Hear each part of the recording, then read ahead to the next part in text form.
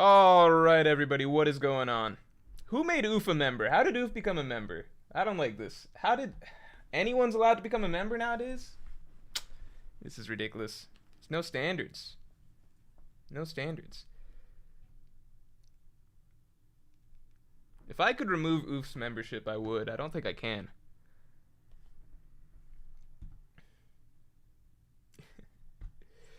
Alright, everybody. So, today we have a weird stream. Very weird stream. Because what I would like to do today is discuss the chapter. I can't fucking do that because the chapter... When did the chapter come out? Can anyone remember? It came out so long ago, I don't even remember. I don't even remember what life was like back then. What was going on when the chapter came out? Who was president? Was it still Joe Biden? Which term was it? What was going on? The chapter came out so long ago, it's ridiculous. So, we already talked about it. God knows when. Longer than memory serves. Longer ago than memory serves. So, we already talked about it. So, today, which would normally be a chapter discussion stream, we are going to discuss the chapter, but... We got a slightly different spin on it, right? But it's a fun spin, because I like detective work chapters, where you get to do, like, you know, Egghead Island, it's already been a bit of a murder mystery, we got that whole storyline with the Vegapunks, we get to do it again, once more, but now with all the characters as potential suspects. So, I like this aspect of it. Alright, Saturday? My god, who does it serve coming out Saturday? It's just like, what's the point? I just don't understand. Everybody gets so excited when the chapter comes out early. It's just so stupid because it's like... If it was like a movie, right? Like a movie, like let's pretend we're all waiting on whatever to come out. The next Marvel movie or some shit. Okay? If we're all waiting on the next Marvel movie or something to come out, couldn't be me, but let's say you all are. Let's say you're all waiting for the next Marvel movie to come out, right? Now, if somebody's out and about leaking that like a month in advance, then sure, that's cool, that's exciting, you get to watch this Marvel movie you've all been waiting for. But One Piece isn't like that. One Piece is a weekly series. It comes out once a week. There is always going to be a week-long gap between a chapter and the next chapter. There is almost no such thing as a chapter coming out early, because what's the idea of early? The idea of early is you're reducing your wait time to get to certain content, right? But you're never really doing that, are you? Because regardless of what day the chapter comes out, let's say it comes out Saturday, let's say it comes out Sunday, let's say it comes out Wednesday, you always have to wait 1 week before the next chapter comes out.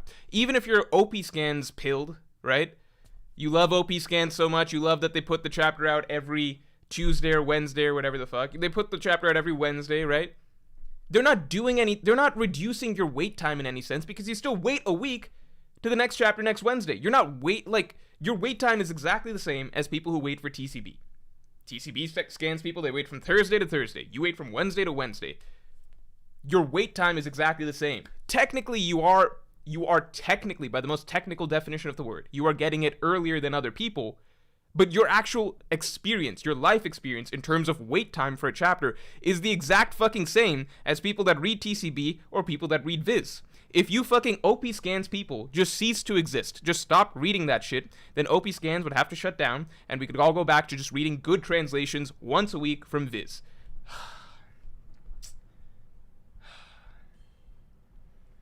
Snap! Thanks for being a Yonko tier member for 11 months. Oh, hi, Morj. Did not see you there.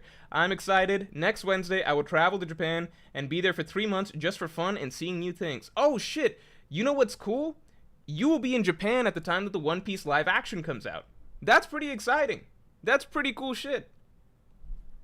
What the fuck? You're gonna be at the heart of... I don't really know how... I imagine One Piece is really, really widely talked about in Japan, right? But I don't know if it's, like, to the same degree that we imagine it is here. But that's gotta be pretty cool. Have fun in Japan. That's gotta be a fun 3 months. I'm kinda jealous. I've been wanting to go to Japan at some point.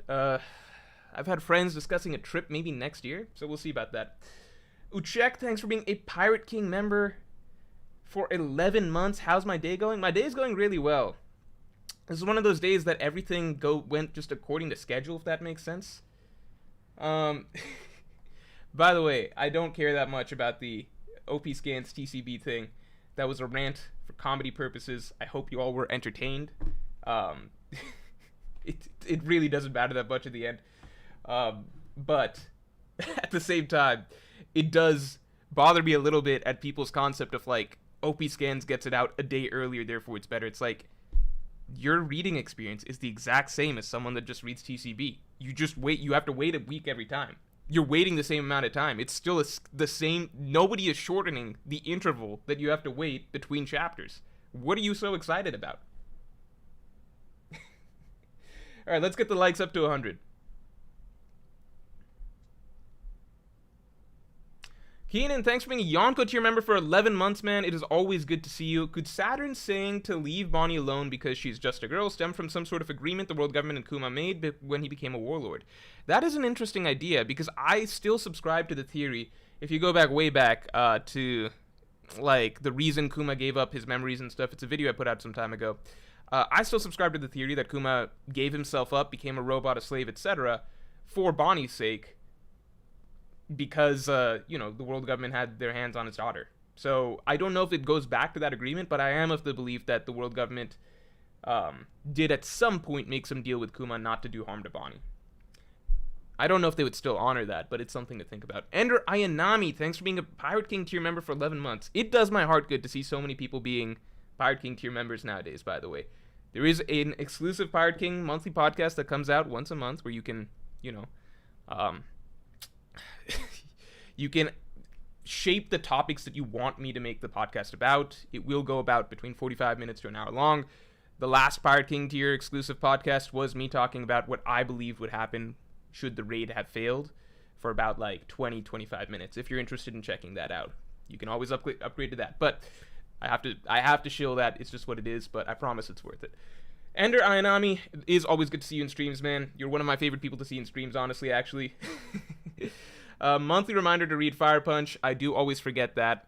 Because the thing I'm reading right now, it's that webtoon Kubera, which I do enjoy. So, you know, it's hard to balance multiple things. Also, this is a random thing. I'll finish your comment in a second, but this is a random thing. I've been wanting a random, mindless sort of action anime to watch just in my, like, when I feel like doing absolutely nothing, if that makes sense. Like, just when I'm super tired, my brain's half awake, but I just want something to watch. Because right now I'm watching, like, comedy sitcoms and stuff like that, but also a nice action anime would be fun. Like, for example, the last thing I watched, because it just came out on Netflix, was Baki, which is maybe the stupidest anime that I've ever seen. And I've seen some stupid anime, but it is up there. It is up there for sure. But I watched it because it has mindless action anime and martial arts and stuff like that. Is there something like that? Do you guys have any recommendations, like things that aren't, you know, maybe something a little bit off the beaten path, so not like one of the traditional shonen, whatever? The one I'm considering is like one of the Fate series, because I know they have good like action, but I've heard they're also like good series. So I'm just like, I don't want anything too involved, like character and plot wise and stuff. I really want to turn my brain off. Baki is really good for that, because the characters in Baki, they none of them have brains. The author forgot to give it to them. The author himself, God didn't give him a brain. So it's just an enjoyable series because it's so dumb that you can't help but like you cannot pay attention to it at all. And then they'll be spouting some bullshit about, like, I don't know, like, imagine myself with the powers of a praying mantis, and then, like, you transform into basically, like, you gain the powers of a praying mantis. Imagine myself with the power of a T-Rex, and then he gains the powers of a T-Rex, and that's called martial arts in the Baki world. I can't explain it to you. Anyway, continuing. I'll look for your guys' recommendations in a second. Fun hypothetical. Assuming Oda comes out and says, I don't know when One Piece will end, maybe 10 years or more, but he offered you an outline of the rest of the story, would you take it? No, of course not. Because, well, if I was, no, even then I wouldn't do it. Like, I think this is one of those things where it's like, oh, well, I could take that outline and then pretend to have perfect theories or something like that. But that would kill my enjoyment of the story. So this is one of those things where enjoyment of the story matters more, I'd say, in the long term. I also don't think it would change my channel that much. So there's that greed aspect that we have to acknowledge. But in general, no. If he offered an outline, I would say no. 10 years, I think, like, for me, that would be a nice thing to hear because I like the idea that it would mean that the story's not going to be rushed and Oda has a really good plan for it. And the only thing that I once worried about was that, like, Oda's health. What if he passes away someday? We'll never find out the ending of One Piece. That was something I was worried about maybe a few years ago.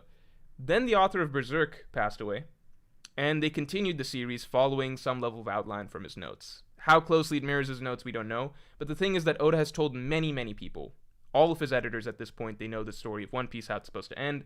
So, as well as I think other people, like the director of film Red, he told it to. So, no matter what, One Piece is too big of a story to come to a close, even if Oda passed away. It would no longer be the same series because it's not coming directly from Oda's brain, you know, but it's the fragments of his ideas, and we would still find out what his vision was, even if it doesn't play out exactly to a T how he would have written it, all of the character beats and everything. We still find out what the broad vision of is for the story. So yeah, no matter what, if I was offered like an outline for the rest of the story, I wouldn't take it. If you had asked me like some time ago, I would have, because I had that fear of like, oh my god, if Oda passes away, I never find out how One Piece ends. But ever since the Berserk incident, the Miura incident, you know, sad as that is, the reality is that a series as big as One Piece, if Berserk is still going, One Piece would be picked up as well, and likely with a tighter outline for the rest of the story than what Miura left behind, because as I understand, Miura really didn't leave a clear outline behind. It's all going off of the word of his friend who says that he had a good outline or something like that for the rest of the story. Anyway. Flame... Oh, fuck. Scroll by a little bit. Flame, thanks for the 5. Or we could just read the chapter legally. I pay for Viz. I have a Viz subscription. I can show you guys right now. I have a Viz subscription. I pay for Viz. I support the series and everything like that. The problem with reading the chapter legally is that Viz's translations are genuinely ass. Like, they're so fucking bad. They are, like, people confuse accuracy with readability. Viz has arguably, worse readability than OP scans. Because it just sounds like it's written by a dude that that thinks he knows what, like, Viz sounds like it's written by a dude that technically knows what English is, but he's trying too hard to make it,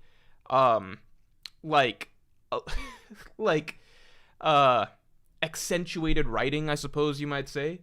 So much of the phrasing is so wildly unnatural and such stilted, weird, bizarre, like, forced dialogue that, like, he has characters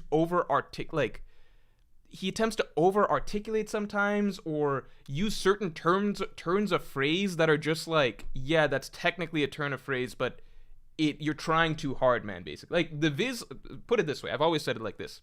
The Viz translator is likely the best at understanding Japanese. He is worse than TCB at writing shit in English. That is correct. Read a few Viz chapters, it is a fucking joke. So, no, that's the same reason I don't ever want to own One Piece volumes, because the translation is fucking shit, especially for the first 500 chapters. When Stephen Paul picks it up for the post-time skip, it does improve dramatically, but it is still really, really bad. It's a fucking joke. It does not sound like any of the characters, basically. Like, put it this way, if you compare the anime's subtitles, right, and the way characters speak in the anime, in subtitles with Crunchyroll and everything, that style of speech and the pattern of speech and the types of way that characters articulate themselves, etc., it is closer to TCB's style of dialogue than it is to Viz, because nobody in the fucking world talks like characters do in the One Piece Viz translation. It is bizarre.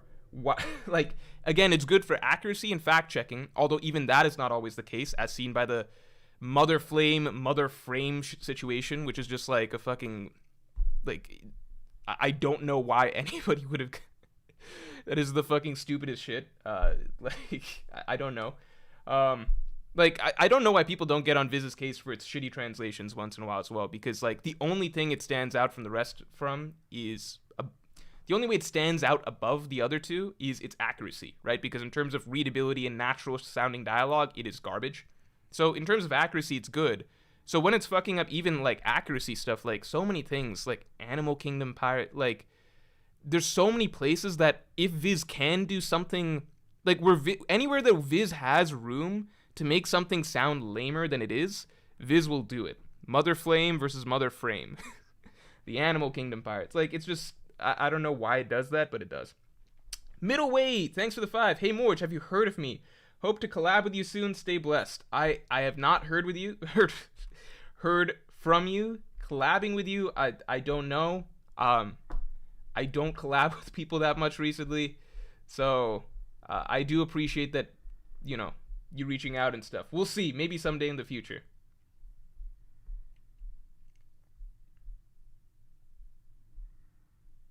I still think everybody who can subscribe to Viz, in my opinion, should, because we're all reading. Like, I don't like the idea of One Piece, I suppose, losing revenue and sales, like Oda losing revenue and sales because all of these other pirate sites.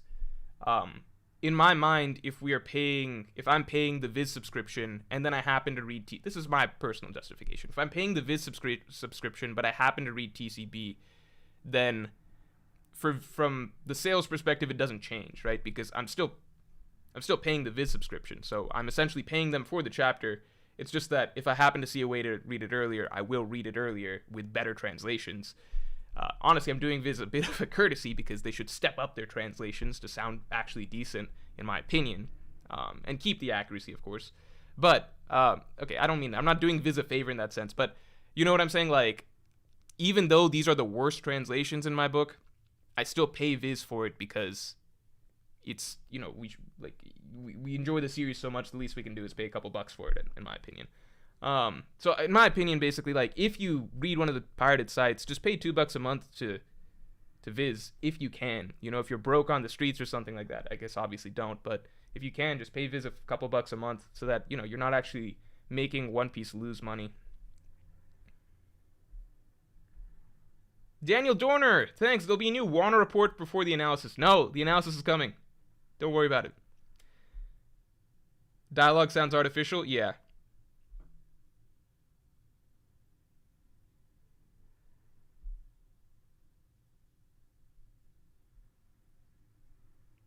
Yeah, I mean, if you want to buy the Viz volumes, please go for it. It's just, to me, it's like the quality of the quality of the Viz translations is just, it's too bad. At a certain point, it's like, yeah, support it, but it's so bad that it makes it difficult for me to want to own One Piece volumes on my shelves, you know?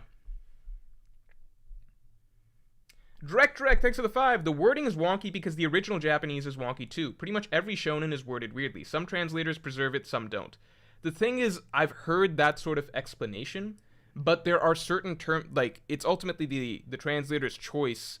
You would still try and find English phrases that sound natural rather than unnatural, right? If you're trying to get the same meaning across, because whatever phrase is being said in Japanese, that doesn't mean, like, you're likely not using the same phrase in English because there's different, you know, different cultures have different phrases or idioms, stuff like that they jump to, right?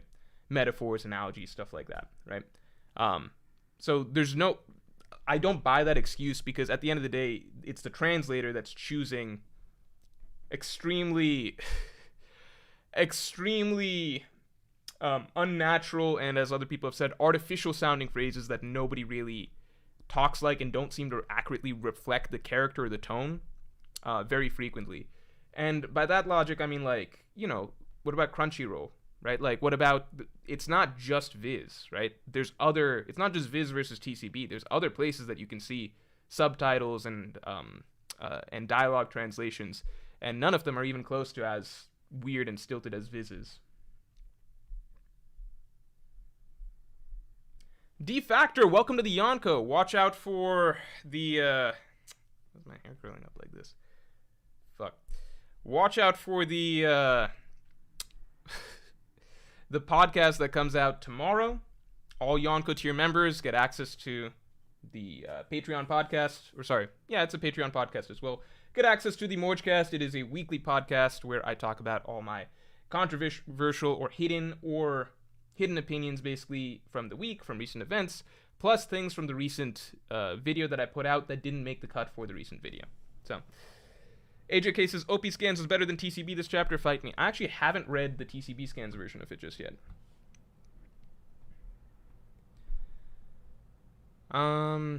Let's see.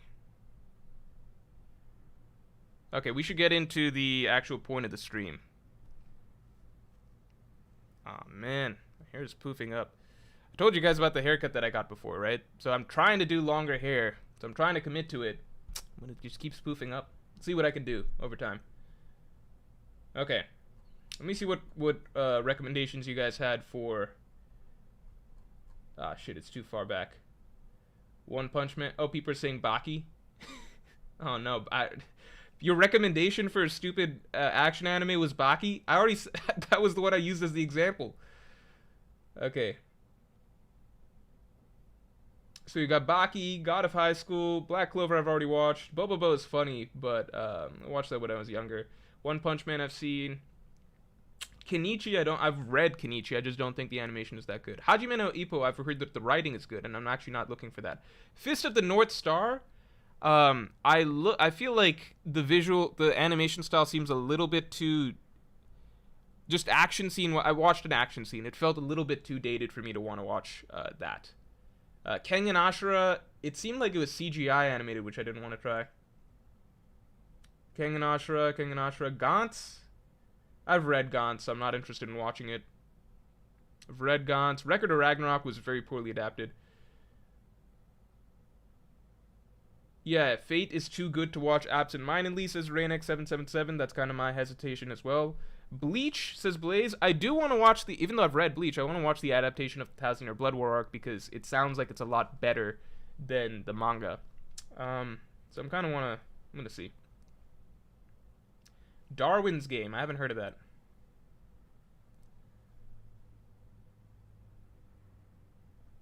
'86. I've heard of that one too. Wait, let me write down a couple of these. Darwin's Game.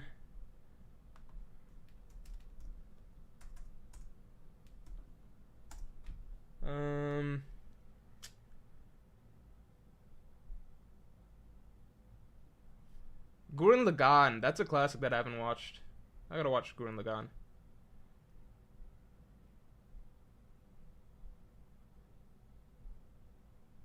Okay. Alright. Yeah, it's not a mindless, not pay attention show. That's the thing. I'm just looking for Baki again, basically. Baki was perfect for it's just, you don't have to think at all when you're watching Baki. Because the author didn't think. The author doesn't think. Gisejiro says Baki actually can be enjoyed on a deeper level. People just dismiss it because on the surface it seems even more insane than JoJo, but it actually has a lot to offer. The thing is, that's technically true of almost every published series. Like even Fairy Tail, I've seen like people try and break down like deeper levels of Fairy Tail. And you know what? It probably is there. Bleach, no matter how stupidly written the 1,000-Year Blood War arc was, yeah, there's themes and stuff that you could delve into if you choose to. But there's a sliding scale of like stupid, like everything, like it's almost impossible to write a story without some level of themes or philosophy or ideas. It's almost impossible, right? You just wouldn't get published. You need to have that. You can watch, this is something I always say, you can watch almost anything. Like you could watch the fucking Care Bears TV show from when you were a kid, and that has themes. Everything has themes to a degree, right? There's the sliding scale of stupidity, right, to just, I suppose, like genuinely, like how much of it, like what's the scale in terms of like how things are swinging, right? Like if everything's got some level of depth, some level of thought, some levels of thematic messaging, etc., how much of that is buried under how much stupid, you know? That's the question. So I'm looking for something where it's mostly buried under stupid, but still has good action. That's where I'm at. Sword of the Stranger? What's Sword of the Stranger? Demon Slayer I've already watched. Demon Slayer is fucking great as an anime, by the way. Demon Slayer is a great anime. It is a terrible manga from what little I tried to read of it. Not terrible, but it was basically impossible for me to read. But the anime, I think, is genuinely awesome.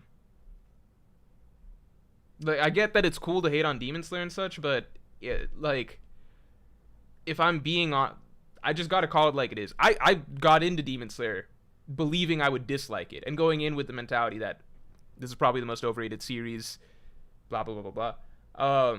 It is genuinely very, very artistic with how it does certain scenes. Just their perspective on how to produce certain things is phenomenal. Major props to that anime. Alito5, thanks for the 5. 1 out of 3. I don't think the Void Century impact can be something super noticeable geographic-wise. So this is referring to my last video where I talked about the flooding. After all, the Void Century is just a 100-year gap in history. But couldn't the 100 years is a lot, especially if, like, I get it's just, like, especially... 100 years is a lot in the sense that that's an entire generation that basically... It's an entire generation of people, right? So if there's an entire generation's worth of people... Like, that's the lifespan of pretty much everybody that's alive in the world that day, right? So if over the course of that, tremendous effort is made by the world government to essentially wipe as much as they can of the past out, and then the ones left behind are people that don't actually know what happened, and you know, all traces of former history, etc., about the world are kind of wiped, I think that that's believable. The other factor is that you also have to take into account One Piece rules, you know, sort of fantasy, exaggerated ideas of, like, what people will believe or won't believe. Like, the 100 years, I think, is... Oda could have made it 200 years or something like that. I don't know if he was thinking in technical terms as much of how much was needed for a realistic rewrite of history, basically. Let's get the stream likes up to 200 real quick. Alioto5 continues. We know what came before plus after. That's the one thing I've always been curious about, which is that the Void Century is the Void Century, but nobody talks about... Like, in theory, that's just one section of history. It's a century that's missing. But then how come people don't know about what happened before the Void Century? That's not really talked about, right? After all you need to do is look at history before to see, oh shit, it all used to be continents and now it's not. That is a funny point, but I guess the counterpoint to that is that really the Void Century, before whatever happened prior to the Void Century is also never mentioned. So the state of the, like, that might have just been a hazy period of history with very little information, and then post Void Century basically being like within the Void Century, just blank slate, no information. Alito5 says, also Lunarians used to hang out on the Red Line pre-world government, so that puts a kink into the idea that that Imu made it.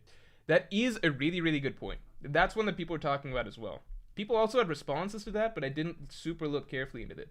Let's take a look right now together. What was the chapter that Marco talked about the Lunarians? Can someone remind me? Big O says Dore Hetero is a great manga. Ah, people were mentioning that. Let's take a look. Dore Hetero. Can someone remind me also the chapter that Marco talked about the Lunarians? Let's take a look at that. It's a Japanese manga series written by... What is this? This looks cool. Is it...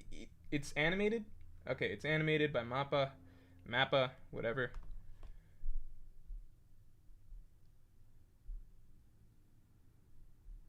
Dore Hetero looks cool. Okay, we'll look into that. Joe Doe, thanks for the 5. The recent Luffy scare is because he's having PTSD about Marineford and Kizaru. I hate that argument, though, because by that logic, Luffy would be scared every time he sees a pacifista. He would be scared whenever he sees Sentomaru. It just doesn't make sense. You have to apply that. If it's PTSD, why does he just have it when he sees Kizaru? It doesn't make any sense. Why would he only have it when he sees Kizaru?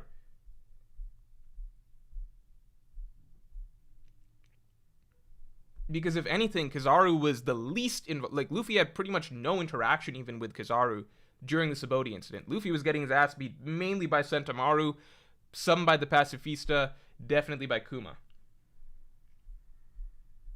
You can't just write in PTSD for a character that the author has not established at all to excuse, like, a really weird like a really weird questionable moment. You can't just be like, oh, Luffy has PTSD. That's not how PTSD... Like, you can't just conveniently make up PTSD for a character when nobody, at any point in time in the One Piece... Like, in the entirety of One Piece fandom, none of us were ever talking about, like, Luffy having PTSD of Kizaru or, like, Sentomaru or Pacifista or whatever from the Sabaody incident. It's not like Luffy showing up at Sabaody and seeing the bubbles and, like, he's suddenly fucking having a breakdown or something like that. That's not Luffy. What are you talking about, Luffy has PTSD? That's such a headcanon... What even is that? Overlord. I've heard about that too. That's that isekai one, right? Overlord anime.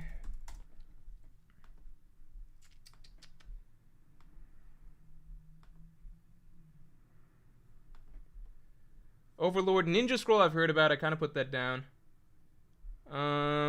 Sword Art Online, I've watched I've watched part of Sword Art Online before it became bad, I guess. Or considered bad. Samurai Champloo.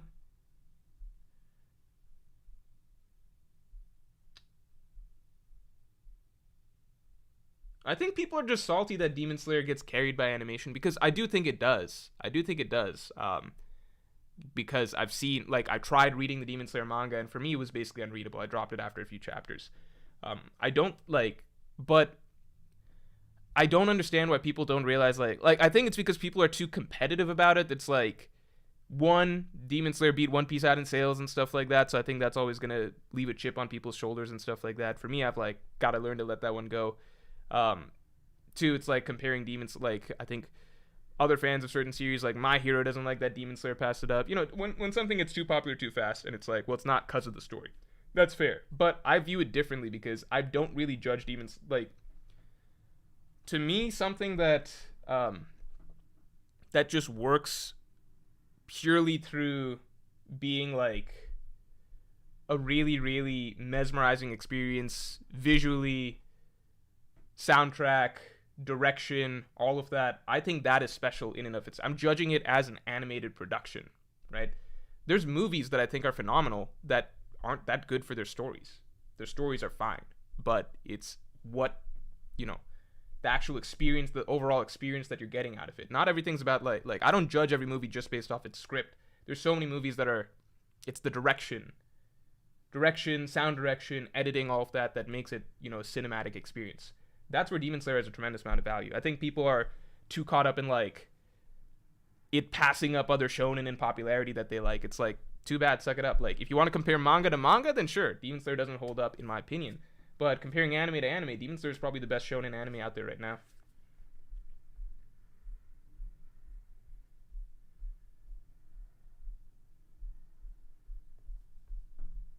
Leo Recto, thanks for the 2. I think it's the Marine that told Kizaru about Snail.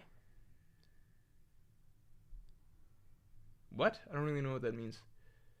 Rachia says, what kind of recommendations are you looking for? I think I got good ones now. I just wanted some dumb, but decently, like, dumb series with good action, basically. That's what I wanted.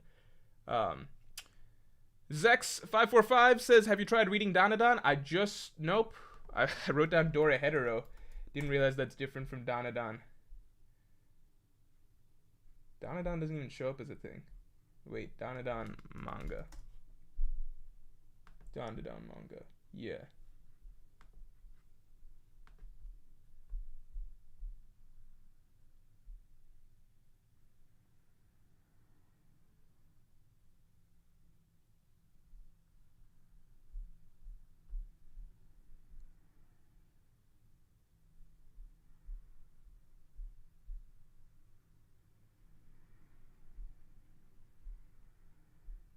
Goomba Boomba, thanks. Kaguya, one of the few anime that actually makes me lol. I've heard so many good things about Kaguya. Vinland Saga I've already read. I don't feel like watching Vinland Saga. Rafi D. Goat says, no, Jujutsu Kaisen and Chainsaw Man are much better. Believe me, I love Chainsaw Man. Chainsaw Man is my favorite ongoing manga series. Probably. I guess, I mean, if you don't count One Piece, right? Like, One Piece is just the default, but if I'm talking, like, general. But I don't think Chainsaw Man's anime is anywhere near as good as Demon Slayer. Chainsaw Man's anime in general was definitely a great effort. I think Chainsaw Man's a very difficult series to adapt, but it definitely missed the tone of the series quite a bit. It went too hard into what it thought like the tone it needed to set was, while missing the entire point of how Chainsaw Man slowly gets to that style and that feel and that atmosphere. Like, it would literally just be like Denji, like, making toast with jam, and the music's all somber and dark and scary. It's like, no, this is the part of the series that's supposed to feel like, the idea is you go down a fucking rabbit hole. It's supposed to feel, everything's supposed to feel innocuous and light, etc. You can't try and write like a really heavy and scary and spooky and like mysterious atmosphere when you haven't fucking set up any of that just yet. Chainsaw Man anime, I think like it definitely missed the mark quite a bit, but I think that for what it was a really cool effort. I'm happy to hear that it's under new direction.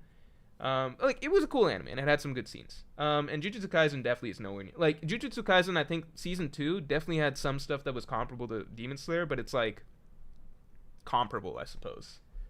You know?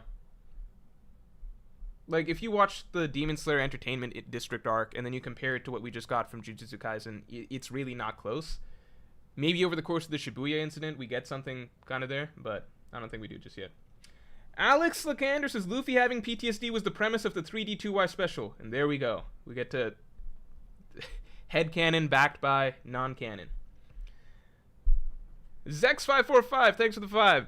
Since Yamato, sorry if that came across really mean, but that's what it is. Zex545, thanks for the 5. Since Yamato inherited Odin's will and he was conqueror, you think Sabo will be a conqueror too? Since he inherited Ace's will. No. Look, Sabo might end up having Conqueror's Haki. I don't know. But this is almost a topic for a separate video. To me, there's defined... It's not about, like, inheriting someone's will, etc. Yamato's just built like that, right? Yamato inherited Odin's will, but, you know, you could say Momonosuke inherited Odin's will, and Momonosuke's not written like a Conqueror's Haki user. Sabo... inheriting Ace's will, that's cool, but it doesn't change the type of character he is. And to me, the type of character he is not the type that would have Conqueror's Haki as far as we have seen so far in the story. But that requires more of a... I think we got to go a little bit further in the... We got to go a little further in the series, I think, before we get... because ideas of what a Conqueror's Haki user can be get challenged, I think, pretty frequently.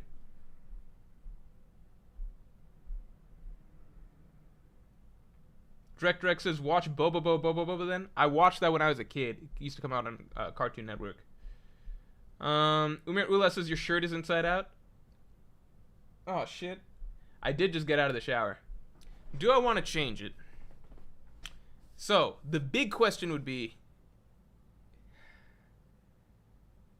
No, it would be too close to OnlyFans content if I just changed it for you guys right now, wouldn't it? I could do a super chat goal for it, but I would feel too weird doing that. But part of me is like, well, I could do it. Okay, I will change the shirt, but not on camera. That's the plan. Let me pull up a clip for you guys to watch in the meantime. You guys are gonna watch my favorite clip. I hope the stream doesn't get taken down. No, actually the stream might get taken down. I want to show you guys cool... Okay. First, I'll watch it with you guys. First, let me watch it with you guys, because this clip is awesome. Alright. Alright, hold on. I gotta turn on desktop audio, don't I? Okay. Be patient. It won't be long now. Be patient. It won't be long now. You see, Okay. we're waiting for the arrival of certain men. What certain men? Okay. Be patient. It won't be... Be patient. It won't be long now. You see, we're waiting for the arrival of certain men. What certain men? There! He shoots! He scores! Neutron is definitely on!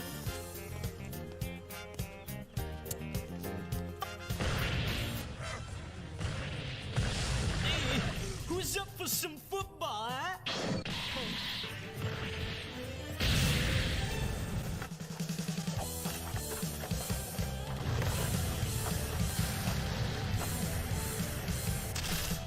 Well, how about next time you get a board that can handle the Neutron style?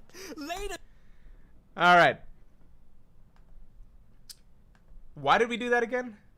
Oh, yeah, I needed a clip to play. I just enjoyed the clip too much. Alright. Let me give you guys a different clip. Boomer humor? How's that boomer humor? This is what are you talking about? Oh my god. Oh, you guys probably want to watch that toilet thing, right? The skibbity toilet thing? That's probably what you guys want to watch? Well, I can't put that up. It'll probably get copyright claimed.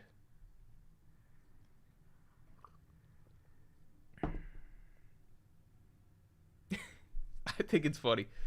Okay. Okay, we need a different clip. One that won't get me copyright claimed. I guess I could give you guys an image. Why don't I just give you guys an image? Let me give you guys an image. Wait, actually, no. You know what? There's no point. I'll probably have to go to the bathroom sometime this stream. I'll change it then. You guys can deal with an inside-out shirt for a minute. Jimmy Neutron, no diffs Kizaru. If you guys keep insulting the clip, I will play it for you again. So, that's a warning.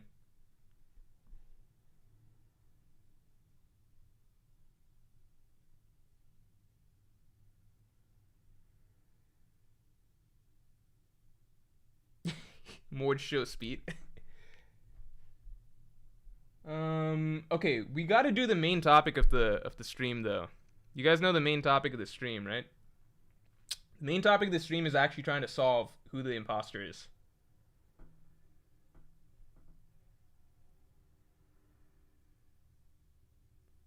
I think the simplest way to do that is Microsoft Paint. That's the goal. Like, that's the gold standard. All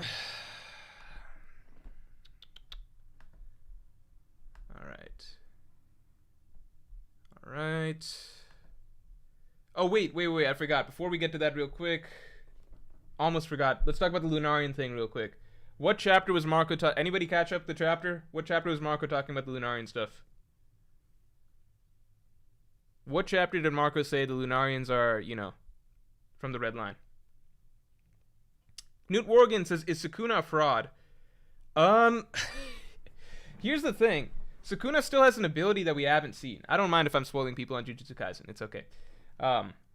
Actually, I do mind. That's not cool because it's not a series that hasn't been out for a bit, right? Okay. All I can say, I'll just say this, which is that Sukuna has some, he has not shown his real techniques yet. So we don't really know. I'd say if you take the fight at face value, Sukuna is a fraud. If you take it as like, this is going to turn into one of those things where he was just doing all this for fun and he actually had an ability that he could have won with if he chose to break it out much earlier, then no, he's not a fraud. But taking it at face value as it is, he's a fraud, right? Not even fraud, it's just like, you know, he lost, in my opinion.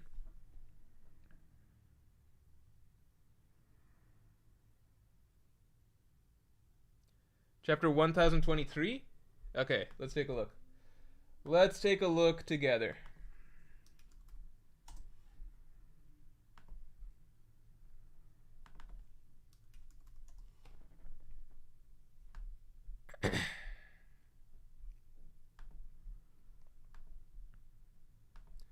So what does Marco say exactly about these Lunarians? Ah. Viz's translations. Zolo Juro is back.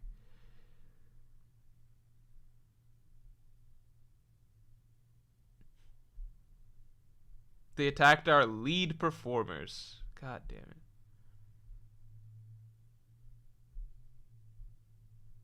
Okay. Atop the red line is Marijua. I'm talking long before that. From what I hear, there used to be Land of Gods up there.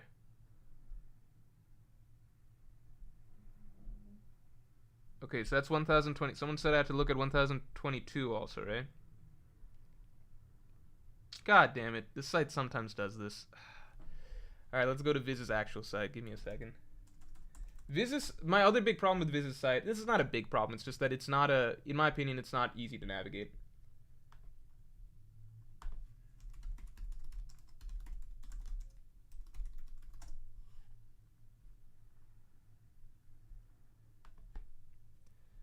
What is it, chapter 1022?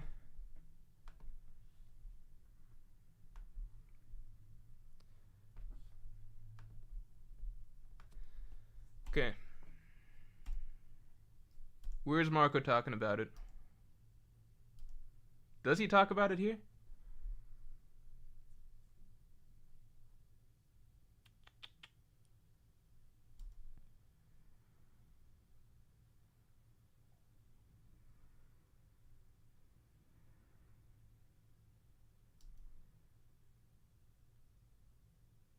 I've heard tales from long ago about the race of people atop the Red Wall who could burst into flames. So the thing is that I was curious if all of this meant that it's before the world government's time. But it doesn't actually mean that it's before the world government's time. I mean, that's the... If I'm reading it at face value, I would take it as that. But... So the red... Okay, so you gotta remember, right? The red line, what it is, it's bigger than any continent imaginable, right? So...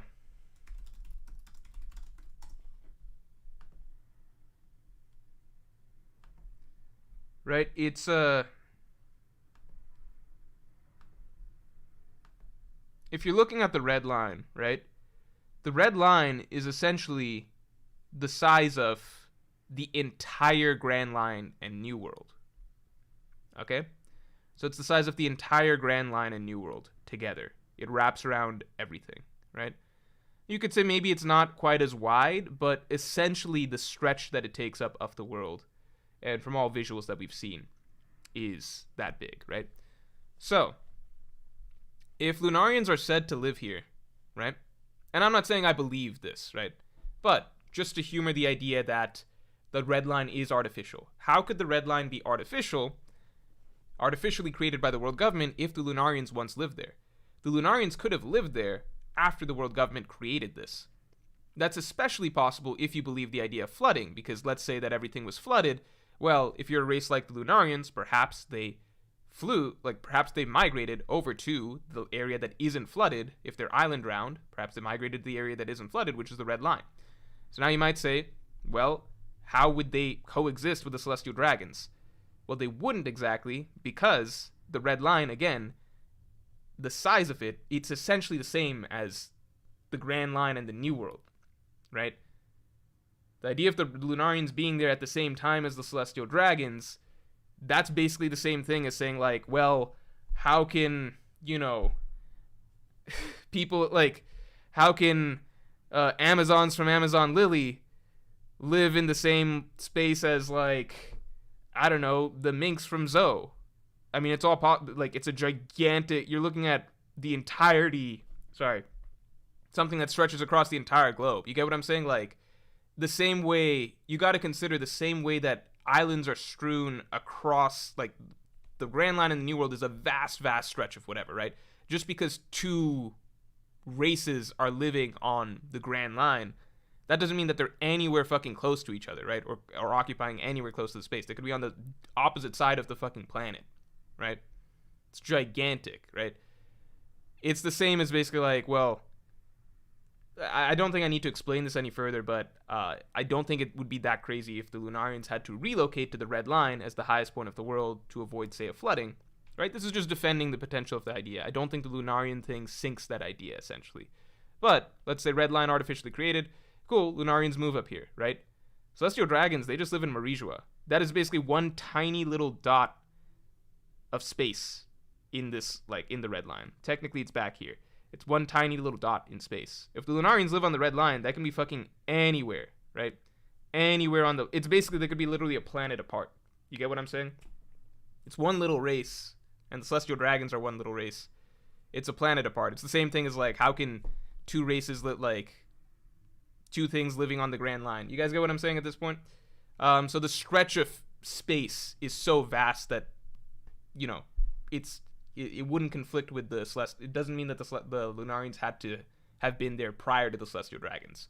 What it could mean is that at some point the Celestial Dragons decided that they don't, even if the Lunarians are living all the way on the fucking other side of the world, they just don't like the idea of Lunarians being on the Red Line. And so they got rid of them or something like that. We don't actually know what happened to the Lunarians. We can only assume it was the Celestial Dragons. But you guys get the idea, right? So I don't think that really shoots a hole in the theory, but I would agree that it's definitely a point of question that has to be reconciled.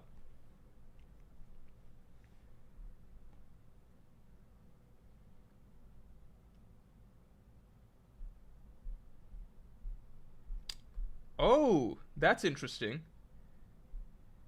The red line was... AWOL R says the red line was a moon, the Lunarian's moon. Hmm. Hmm.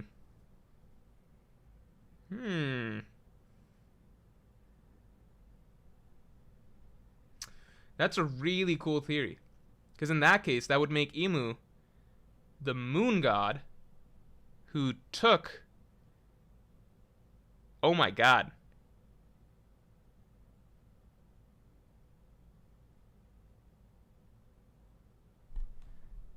Okay, hold on.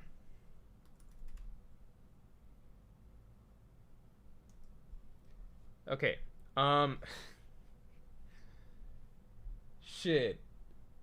Are you a genius? I'm sorry, I gotta think about that for a second. Doesn't that just fit everything?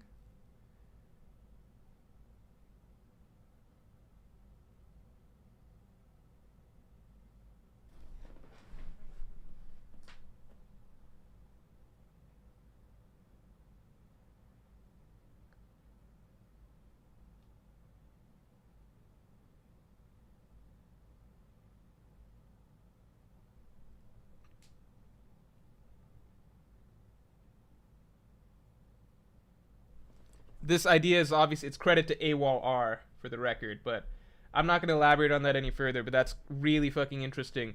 And it also means that I might have to scrap next week's video and redo it, which I really don't fucking want to do. Because I have a theory already for what... But... No, shit. AWOL R, you really fucked everything up. Thank you. Mark Ross, thanks for being a Yonko tier member for 11 months. What if the thing that destroyed Lucia used highly pressurized water to blast a hole into the earth, adding to the water level? I'm still pissed about about AWOL R's theory.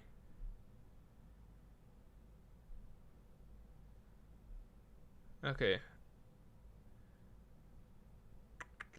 Okay.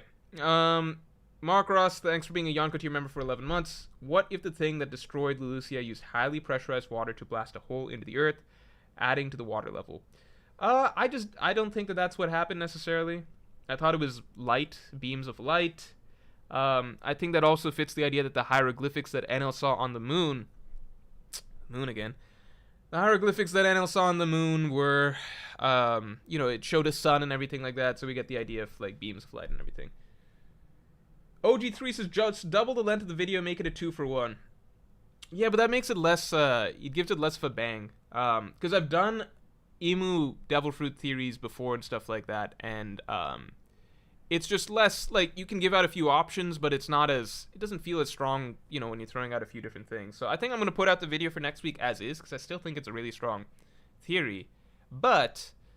I might just do the other video the very next week because I think it's like either one of those two feel very strong. I don't know. Okay, let me catch up on supers real quick, then we'll get into the topic of the stream. Let's get the stream likes up to 200 real quick.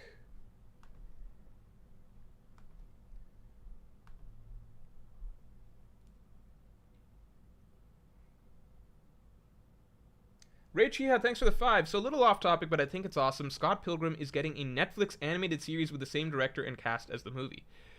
Yeah, Scott Pilgrim versus I never read the comic, but Scott Pilgrim versus the World, the movie, I thought was it came out when I was in middle school. I thought it was one of the coolest. Maybe it was middle school or high school. When did it come out? I think it might come out during like early high school.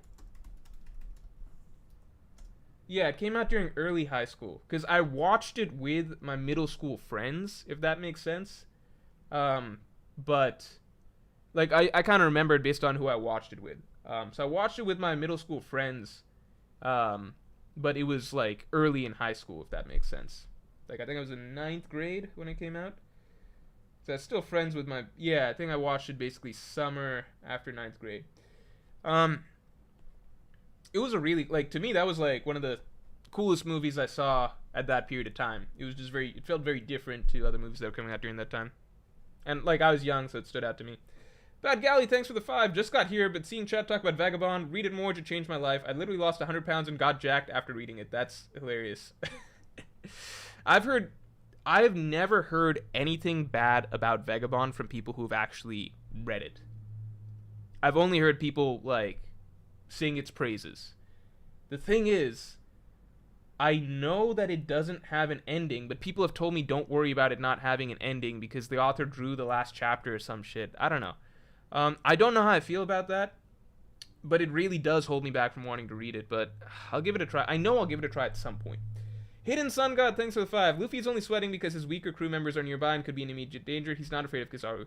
I don't want to talk about this point anymore. Okay, because it's just, we gotta wait till next chapter to see what the reason for Luffy's reaction is, right?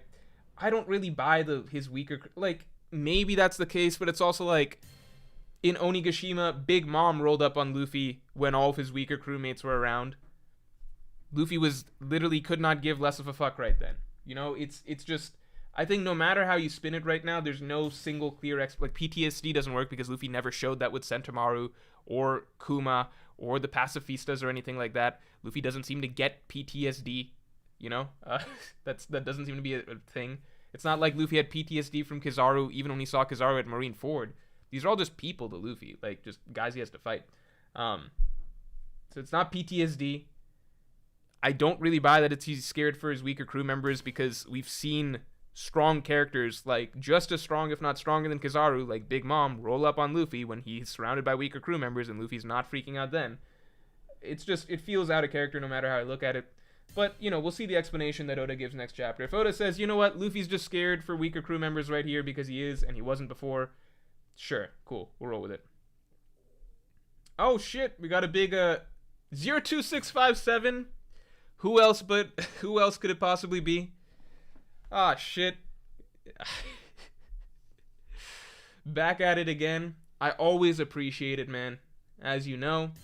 Everybody who got a gifted membership, say thank you. Jacob, Thiago, PX Sin Ho, Cooper064, Angel X, Mark Joseph, Mangubat, White, Steven Guy, Roger Cam, Sun Rubix, Jaden Bruh, Cameron Thomas, Schmeik the Melts, Ringo, Road Again. Oh, that's from JoJo's Part 7. Super Rack, Noel Koo, Sebastian, Eddie is Nice, Dustin Carpenter, Einstein Oyewall, Trey Phillips. All you guys, make sure you say thank you. I want to see thank yous in the chat for 02657. Drop your new emotes that you're able to do now. Just make sure that your thanks is appreciated. It's noted and appreciated, right? Justin Holland, thanks for the 5. What are the Blackbeard Pirates' plans at Egghead? Observe for opportunities, and is it possible Blackbeard knows about Joyboy/Nika? I wouldn't be surprised if Blackbeard knows some stuff about that lore, but I don't know if he knows everything, right? I imagine you would need poneglyph readers like Robin or Pudding to have all the information. Blackbeard Pirates, I don't know. That's the fun part about the Blackbeard Pirates. You never know what their plan is, right? They broke into Impel Down. We didn't quite know why. Blackbeard wanted to become a Shichibukai. We don't quite know why. We can guess at certain things. Like, we can guess that Blackbeard wants to become a king so that he gets access to Marie Joie or something and then fuck some shit up there. We can guess at certain things, but it's not, you know. That's the fun. We don't know. Maybe he's trying to get his hands on certain Vegapunk tech. Bassem El Madawi, thanks for the 2. There can also be Sky Islands above the red line. Can you guys hear that?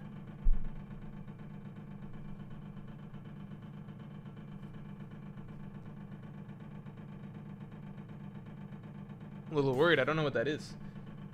Hope it's not fucking with your guys' audio too much. Yeah, there could be Sky Islands above the red line. Alex Lekander, thanks for the 2. Continent Puller pulls Lunarians off the red line. Why? He comes up, just grabs and pulls them off. Bassem Al Madawi, thanks for the 10. Imu having the mangaka could work as him drawing the borders for the manga. Imagine in a fight the panels get smaller to crush Luffy and he escapes by leaping onto the negative space between panels. So I think recently I've stopped I think when we first were getting the idea that Luffy has reality warping abilities, I was on board with the idea that, hey, maybe Imu has reality warping Devil Fruit as well. I don't know about that now. Now I'm like, I don't know. It seems like pretty out there. I think it would, Luffy's fruit drastically changes the fighting style of the manga as well, but Imu having the mangaka fruit, I think I still view it as like a very possible idea, but I just don't know if there's like as many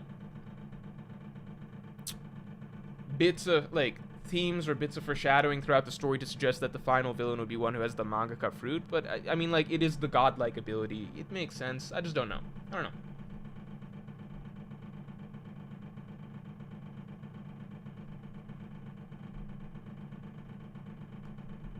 The drums of liberation. Umer Ula, thanks for the 2. Do you have Roger above Whitebeard? Saw the topic on Twitter. I personally have... I take it as they're supposed to be equals. I personally have Roger slightly above Whitebeard. Let me explain why. Simply because we know that their fight was a draw, right? Chapter 1065, we know that their fight was a draw, right?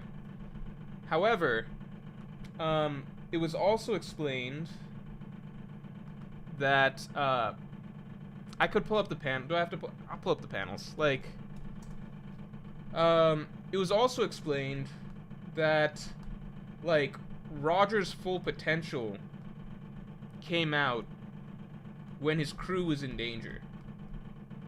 It was explained that when Roger's crew was in danger, he would turn into a demon. Basically, the best that you would see of Roger would be, in those sorts of cases, you know? So I think that, like, Roger tied with Whitebeard, but that's not the same as, like, there's another gear that it sounded like Roger could go to. You know, not like Luffy's gear, but, like, let me pull up the manga panels. Right? Like, ultimately, Roger versus Whitebeard was... It was a battle, but it was not one that was, you know, it's what, like... Fuck, it's what, 965? Is it 965, 966, maybe? 966. You know, it's definitely a... Like, yeah, obviously they're fighting, and obviously they're trying hard, right? You can be in a very try-hard fight and everything like that, but ultimately it's like, drop your valuables and leave, ha ha ha. It's a fight over some treasure and stuff like that. The two crews are ultimately buddy-buddy at the end of the day. You know, it's not the same. Whereas Roger's key characteristic was, you know, at time... Okay, so... If they all fled together, he would be placing his... Okay, so... Because the people he loved were standing behind him. If they all fled together, he would be placing his crew in danger alongside him. It's not that he wouldn't run, but he would do anything he could to stop the enemy from going after his crew. In times like that, Roger became a true demon. Right? Those are the moments that Roger was at his absolute strongest. I wouldn't be surprised if we get a Rocks flashback, right? If we get a Rocks flashback, if that's a scenario that happens to come out in the Rocks scenario, you know?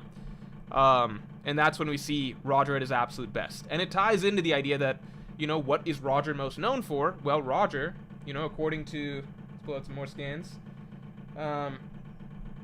You know, what's Roger's greatest strength, right? It is play all the games you want, blah, blah, blah. Abilities alone cannot conquer the world.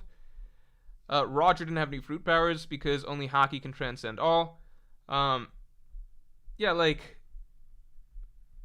It sounds like Roger's thing was hockey, and at the end of the day, your hockey's probably going to be the strongest when, you know, we've seen this a million times before. We see it literally this chapter. It's something I discussed quite a bit, like, or maybe the chapter right before. When is your hockey the strongest? It parallels Ace, it parallels Luffy.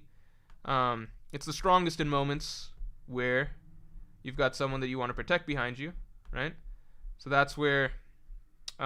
you know, Aces conquers, hockey explodes, etc. So, to me, it's just like, the Roger and Whitebeard that fought to a draw, that's not necessarily, like, they probably tried all out, but it's probably another, like, Roger could probably crank it up a slight notch if needed, as was explained in, by Garp. That was his key characteristic.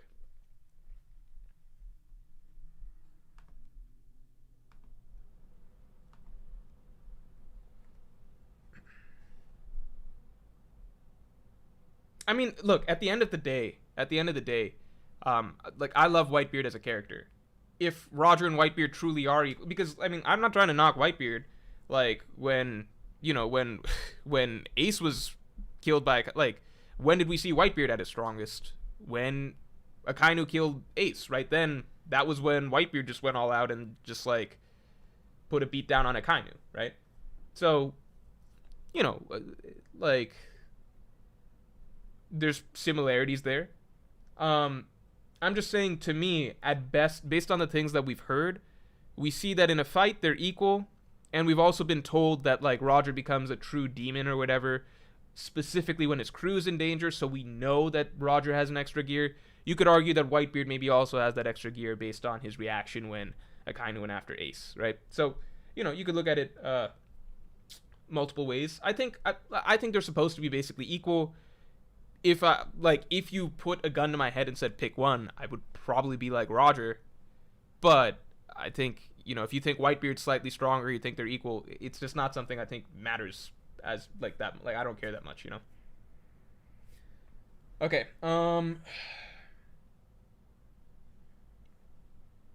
let's see.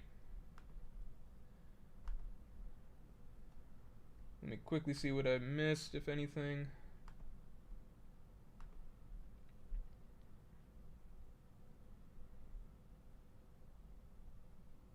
Goomba Boomba says, let us hear the sound of the drums, Morj's Joy Boy. I don't know what that was. I've never heard that from upstairs.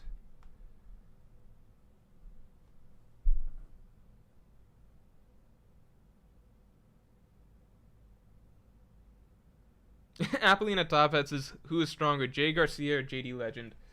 I'll take JD Legend. I'll take JD Legend. Wrench Dodger 2000 says, Roger, biggest Conquerors hockey in the verse. I do think that Roger has the best Conquerors hockey just because, I mean, like, one, symbolically it should just fit. Like, Luffy's, that's the Pirate King, right? Like, Luffy would reach his level once. It just feels right that hockey is what matters the most, because it's a story about, in a story about getting to the top, what is your greatest power? It's your sense of drive, your will, your ambition. That is what hockey is. So the man that reached the top, you know, just symbolically, the person that Luffy's chasing, I think, would have the highest Conquerors hockey. The other thing is that he and Whitebeard were equals, and Whitebeard has maybe the strongest fruit in the world as well. So the one man that was Roger's equal, you got to account for the fact that, like, well, he's also got a fruit on his side. So Whitebeard's hockey plus his fruit equals Roger's just hockey. So I think at the end of the day, Roger's probably got the best Conquerors hockey. All right. Whitebeard better? Yeah, I don't think it matters that much. 02657 says, why is your shirt inside out? I just came out of the shower, and I didn't want to be late for you guys, so maybe in a bit of a hurry. At the same time, I am going to swap it when I take a bathroom break. Probably in a little bit. I'm not going to pause the stream just to go swap the shirt. And I'm definitely not going to swap the shirt on stream. So, you know, live with the shirt a little bit longer. Let's do the mystery part now. I think we're caught up. It's mystery time. Okay. So, my favorite part about this is Microsoft Paint. We can break out the Microsoft Paint.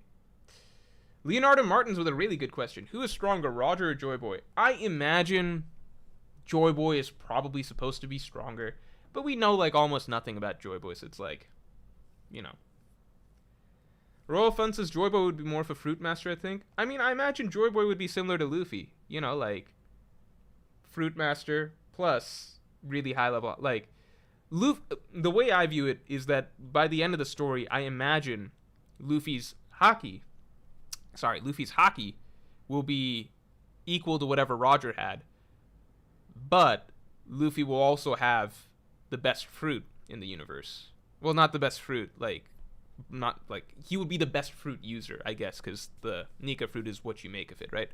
So that would be what puts him over Roger, right? And has him pass up Joy Boy as well.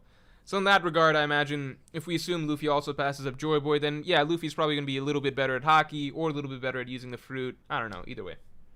Marco Saint, thank you so much for the... wait, what? I don't even... What currency is this? But thank you so much. I know you hate power scaling, but do you think Kizaru is gonna be a tougher fight than Kaido? I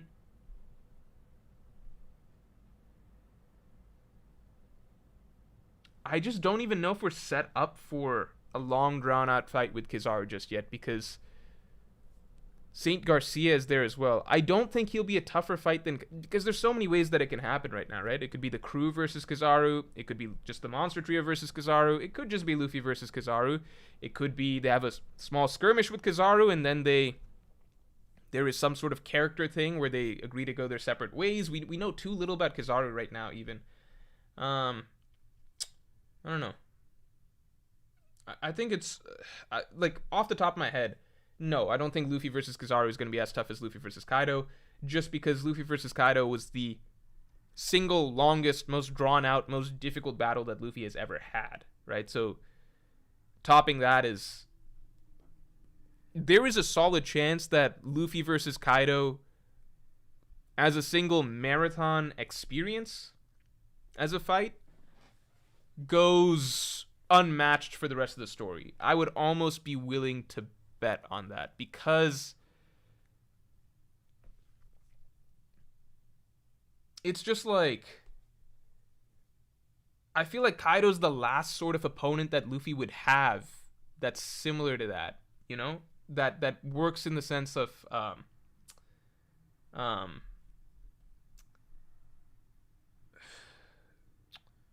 it works in the sense of like, it's supposed to be a fight between two warriors who are enjoying themselves. Kaido's not necessarily going all out from the beginning. Luffy's being given opportunities to grow and, you know, work shit out. You know, they're having fun throughout it to a degree. So I don't imagine Luffy versus, like, I don't think Blackbeard would have the stamina to fight for that long, right? I think Luffy versus Emu in particular, because I believe it will be a heavily Nika fruit based fight. I don't think Oda can write that for that long. I think the Nika fruit, just by the way it works, which is extremely creative, but you have to keep like it doesn't work, like it's not traditional back and forth brawling and stuff like that. I don't think Oda could keep up writing Looney Tunes style action against Emu for that many chapters. Luffy versus Akainu is maybe the only one that could kind of, like Akainu, but he's the only one that kind of feels like a similar type of fighter where you could get like a Luffy versus Lucci-esque marathon or something like that. But even then, because Akainu is kind of a killer, like with Kaido, there's so many factors, you know, that made it take so long. Like Kaido not trying from the beginning as much, then slowly trying more and more. Luffy and Kaido having fun. There's resurrections and stuff written in there. It's just a whole different. I think that we might have seen the peak of just marathon length battles for Luffy in terms of chapter count in the story. We could have a fight where, like, you know, Luffy fights somebody like Akainu and Oda just off screens a lot of it, and is like 1 day later, like 5 days later or some shit. But I'm saying in terms of chapter count, that might be the most. And maybe I'm wrong. I don't know. But it's just like, how much story space would that take up if Oda did that shit again, you know? Bassam El Madawi, thanks for the 5. The way I see it, Katarina hasn't taken over anyone yet. While Luffy is busy with Kizaru and Frankie is fixing the Sunny, Robin/Bonnie will be kidnapped. Ooh, that's an interesting possibility. I hope that Katarina's already taken someone, just because I think it's more fun, like, trying to figure out who it is, rather than waiting for that plot development to occur. And there's that whole mystery time period that took place overnight where we don't know. Okay, we don't have a clear idea how the Seraphims were taken care of. Maybe that gets elaborated on, maybe not. But the sea bubbles were clear, or the bubble weapons were clearly a big deal. We have that. We don't know how Bonnie's situation played out with her memories and Kuma's flashback. We don't know how York was captured. There's so many question marks right now. So I prefer the idea that the seeds for the mystery were planted there. Keenan, thanks for the 10. In Nolan's logbook, it mentions the year is 1120, age of the Sea Circle. That was 400 years ago. So if the Sea Circle means the red line, then it far predates the Void Century. Not really sure, though. That is a really, really good point. That's a really good point. The age of the Sea Circle. I never read that much into that idea. Like, I don't even remember that Nolan's logbook has specific dates and like an era that's written into it. Could Sea Circle also mean the Grand Line?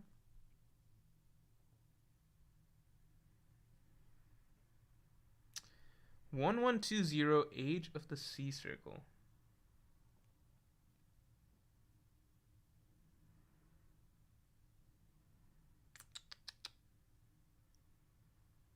That's interesting. I totally forgot about that line. Yeah, at the end of the day, maybe the Void Century does predate the Red Line. We don't know.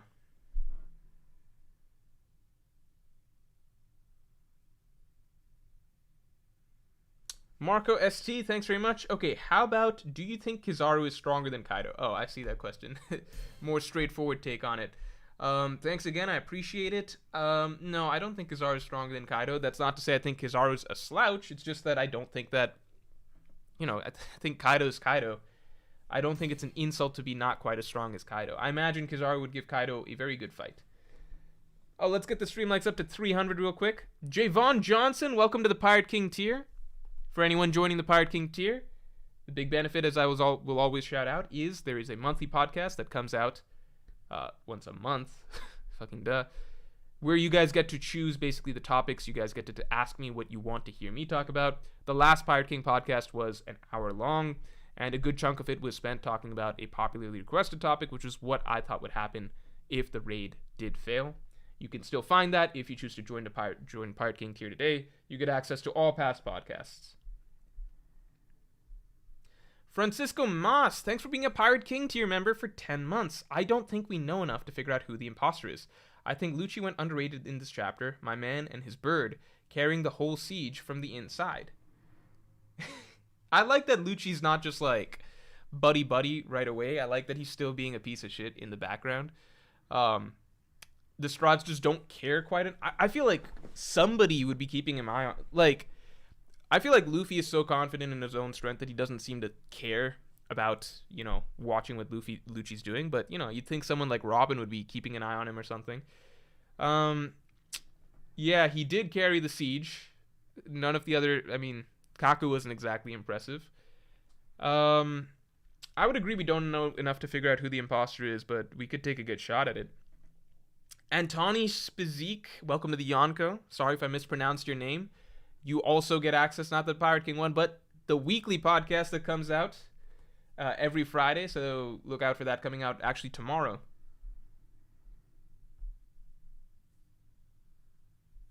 Oh, one sec. Is my internet okay? Little worried it cut out. No, I guess we're good. All right. And Marco ST. Should I be saying Marco Saint? Or is it just ST? Thanks for being a Yonko tier member for 2 months. Lucci is scum, but there's no way he's not going to end up on the Straw Hat's side by the end of this arc. He's not. I don't know if he's going to end up on the Straw Hat's side, man. Like, if he didn't do it already. Well, the thing is that the world government is prepared to just, like, kill Lucci in the process of all this. They made that clear. So Lucci's being his loyal self. The world government doesn't give a shit. You'd think that Lucci would have learned a bit by now from the events of Enies Lobby that the world government does not give a shit about him, because the Buster Call was launched and it's not like anyone cared that he and other CP9 agents were still in there. So Lucci, I think the question is going to be like, does he care? Does he feel a sense of betrayal by his employers, or is he not going to care again, right? Because if you go back to Lucci's motivations, right? Dark justice.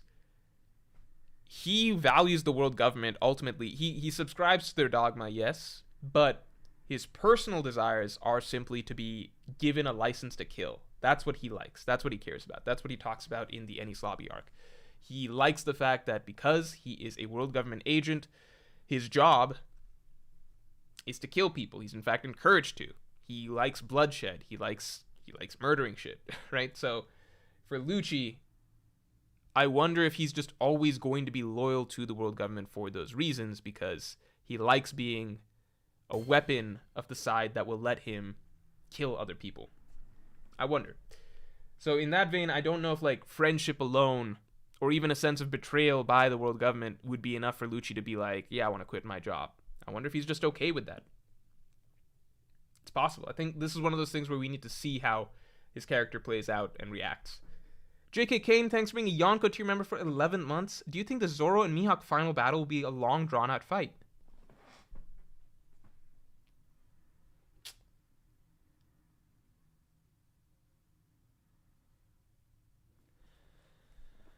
I think this. I feel like Zoro versus Mihawk. I feel like it's going to... I cannot imagine Oda devoting, like, 4 straight chapters to a non-Luffy fight. I just can't imagine something like that happening. It's, in fact, still rare, even in Wano, even in Enies Lobby and Wano and stuff, that you get a... Oda real... Okay, forget even Luffy, right? It is very rare nowadays that Oda will just have more than 2 chapters in a row completely dedicated to one fight. By completely dedicated, I mean, if you went pre-time skip, you could read like an Usopp and Chopper versus Mr. Four-Pair fight for 3 straight chapters, and it's just focused on that scene for 3 straight chapters. I don't think that happens nowadays, even in a Luffy fight, outside of maybe like the very climax. Because even if you're reading the Luffy fight against Kaido, right? Even then, like, so Gear 5th Luffy versus Kaido starts up. We get 2 straight chapters of that, 1044, 1045, right? 1044, 1045. And then the next chapter, it's about Raizo and shit. Or something. Like, it's about draining... like the flood or something like that. I guess you would say, yeah, Luffy versus Kaido was an exception, where we did get, like, it's 1043, that's still, you know, Luffy's knocked out, but, you know, it's still focused on that. 1042 was obviously Luffy versus Kaido. Yeah, 1042, 1043, 1044, 1045, those are all straight Luffy versus Kaido, right? Then we cut away from a bit, then we cut back. But in general, that's really rare, even for, like, a Luffy fight. You know what I mean? So even like Zoro versus King, Sanji versus Queen, we'll get like 2 full chapters maybe that are fully focused on Zoro versus King. And then the rest of it happens in cutaways, right? So maybe half a chapter somewhere else, then half a chapter you cut over to see Zoro versus King a bit, then half a chapter somewhere else, half a chapter you cut back, right? Sorry if this is a long answer, but I'm just like kind of mulling it over. Would we get a full Zoro versus Mihawk fight? I just imagine that story space-wise, Oda would not have the time to just dedicate like 4 chapters in a row or something like that to Zoro versus Mihawk, right?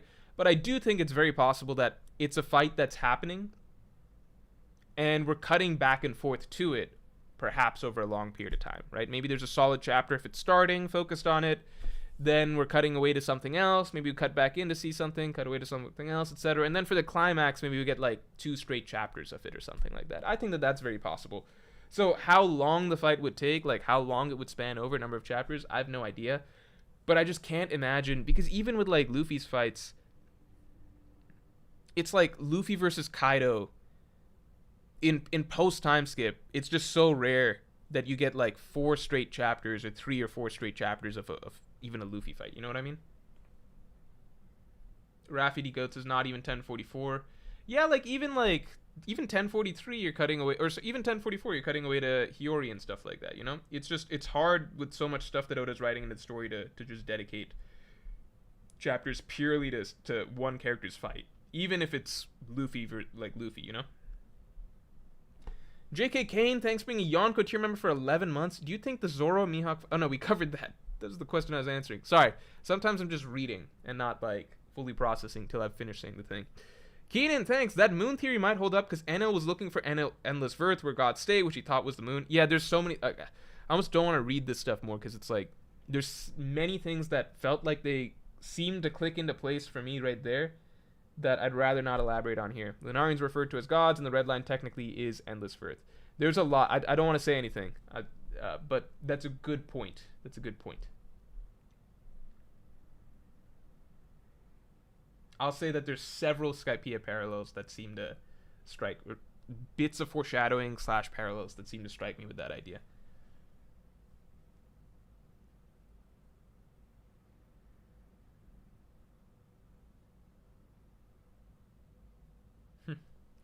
Leo Recto, thanks for the 5. Hey, Mr. Morj, is Zoro going to be Luffy level clout at end of story due to many more duo dynamics than trios? Sorry, Sanji fans. Being a supernova and beating world's strongest swordsman.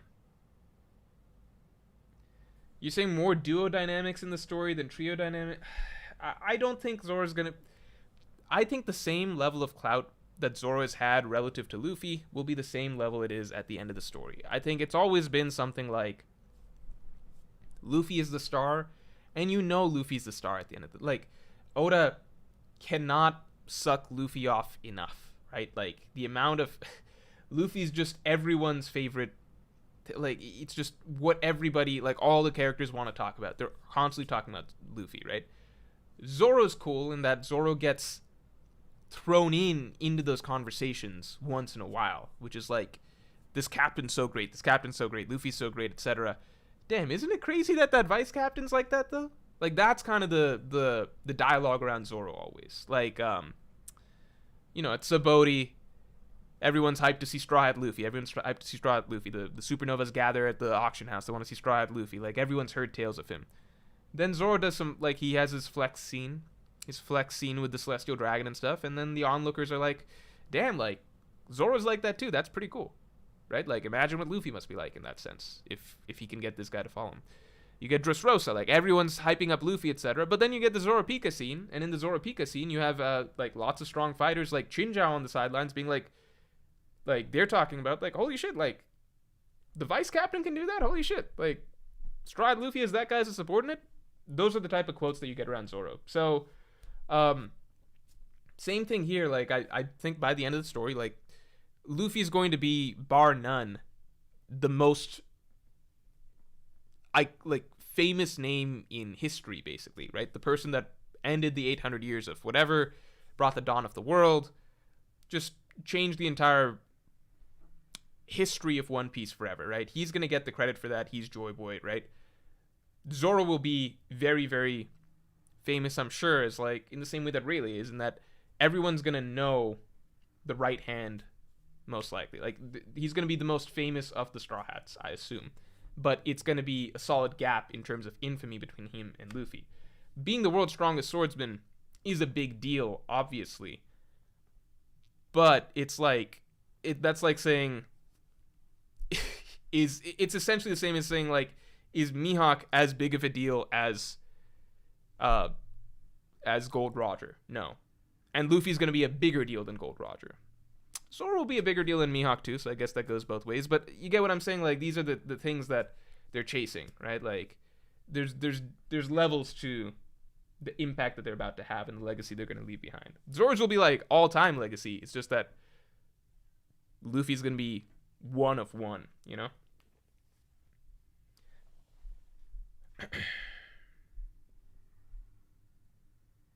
Umir Ula says, Kaido versus Mihawk, who wins?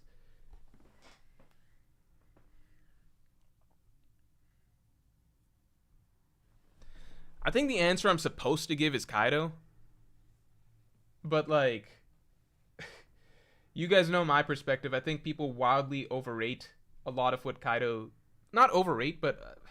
no, not overrate. I don't think anyone overrates what Kaido... Well, no, I do think they do. Like, again, like, Kaido carried an island the entire time or whatever. It's like, no, he didn't. He did, but it wasn't taking up any of his energy, as was established... Like, unequivocally, indisputably established in the finale of the fight. It does not, like, his strength is not affected whatsoever. His attack was the exact same strength with the island being held up and without the island being held up. There was no difference, right? It's not like he had weights on and suddenly became like fucking Rock Lee when he no longer had to carry the island. Exactly the fucking same. So, like, people will just... I have some bias against Kaido because people just make up arguments based on nothing that are proven wrong in the manga, in, like, visible panels that cannot be interpreted in any other way, but people just make up arguments for him.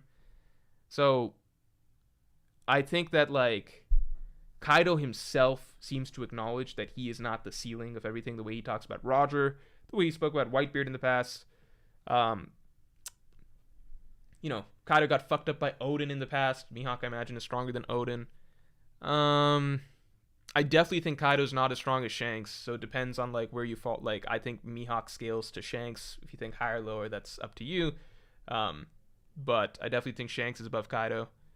And I definitely think End of Story Zoro is above Kaido. And End of Story Zoro is above Mihawk. And I guess lastly, it's kind of just like if Ashura Zoro scarred Kaido, and I think Mihawk is stronger than Ashura Zoro, then I just don't see, like, where am I pulling the argument?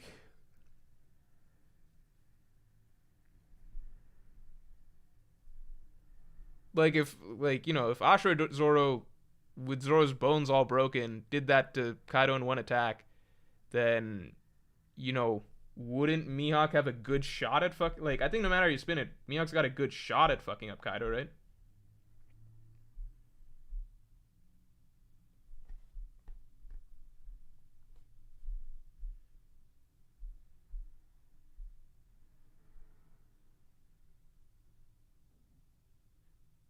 Basim El Madawi, thanks for the 5. Zoro may end the story dead. I feel like a few Strats will be dead by the end of the story.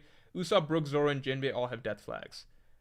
I think Usopp's the only one that would make sense to die because Usopp's the only one that really, his character comes full circle through death. With Zoro, it's kind of like there's nothing that you really get out of him dying because all the impact, the idea of sacrifice and everything like that and like going out nobly and stuff, you can't really top nothing happened. It would be almost pointless to have Zoro die just to reiterate the same type of character that he displayed in that scene. You know, like that scene basically was just like Zoro will go, he will die and go above and beyond death, essentially. Like he will take every pain imaginable and die in the process, like all the suffering, etc. possible, and like die in the process, and he doesn't even care if his crew knows about it or whatever, right? There's not much more, you know, like Zoro just dying sacrificially. Generally, if you're having a character die sacrificially, you want that to be kind of the culmination of something that the character was heading towards, or some sort of display of something that we haven't seen before. With Zoro, it becomes redundant almost, in my opinion.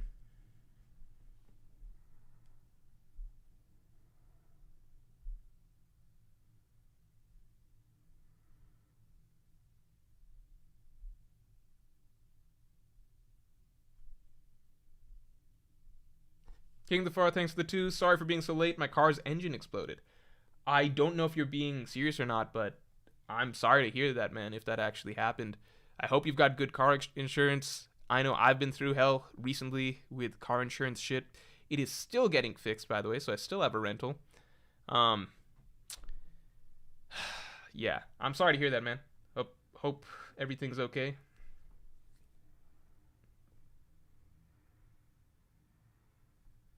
Tutorial bot says, bro crawled out of the burning wreckage of his car on fire to watch a Morj stream. Yeah, you sure you're good, man? You don't have to, you know, maybe you'd look out for your car or something. I don't know. Oh, let's get the stream likes up to 300.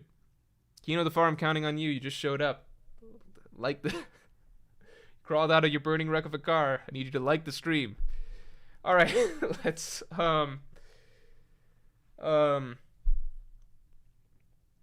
Royal Fun says, I wonder how it would be with Sanji dying. I feel like Sanji dying would be bad as well, just because I think a lot of Sanji's character writing was learning to be not so self-sacrificial and chivalrous and putting his needs last, etc. So if that's a big part of his character, I feel like him going out killing himself for the sake of his crew, that just defeats a lot of the writing of Whole Cake Island, you know? Okay. We're going to talk about who the imposter potentially is, because we have not done that yet, and that was the point of this stream. So,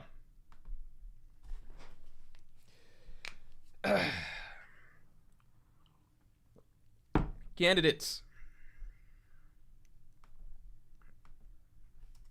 Solving the imposter. Wait, this needs to be red.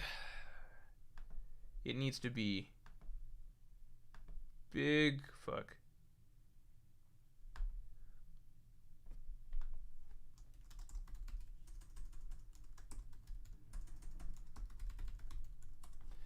Marco ST, thank you very much. Zoro hype is used to hype Luffy so many times. So yeah. Yeah, I think one of the things with Zoro is that very often, you know, if it's Yuruj saying it, if it's Chinja saying it, any of these guys saying it, it's kind of like, damn, if Zoro's like that, how strong must Luffy be? You know? So it's Oda's way of hyping both of them at the same time. Like, anytime he's hyping up Zoro, he's in a way indirectly also hyping up Luffy. Okay, another question. If Luffy acknowledges Kizaru as a tougher opponent than Kaido, are we thinking he's going to be around for the arc where Luffy fights Akainu? And if so, who will he fight? I think the entire vision for the Marines, and particularly the Marine Admirals that a lot of us have had for quite some time, is in a tricky spot right now. Because I think for a long time, a lot of us believed that, you know, the Admirals would be some of the endgame opponents that the Strats would have to have. Many took it a step further, being like, yeah, Akainu versus Luffy, and then maybe Zoro versus an Admiral, and Sanji versus Kizaru or something. The further we go in the story, right, we're at a point right now where we can look at the Admirals and be like, okay, one, the Marines are just the face of the true final opponent, right? The world government. And the world government, they've got a lot of fighters on their side, right? Between Imu, Holy Knights, Gorosei, Seraphim, CP0, they've got a lot of shit, right? Not to mention ancient weapons and stuff. They're stacked. The Admirals, the Marines, it's kind of like, okay, Fujitora, it would make no sense for his character to be fighting on the world government side at the end of the story. He's shown throughout pretty much every arc and every appearance that he will go against them and, you know, do the opposite of what they want him to do as soon as he sees what the just side is. So you cross him off the list.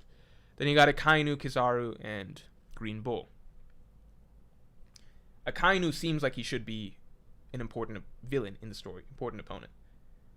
But then you look at Kizaru, and Kizaru, it's already like, we're already reading Kizaru's writing like, okay, it's not as, there's some potential depth there that Oda may or may not explore.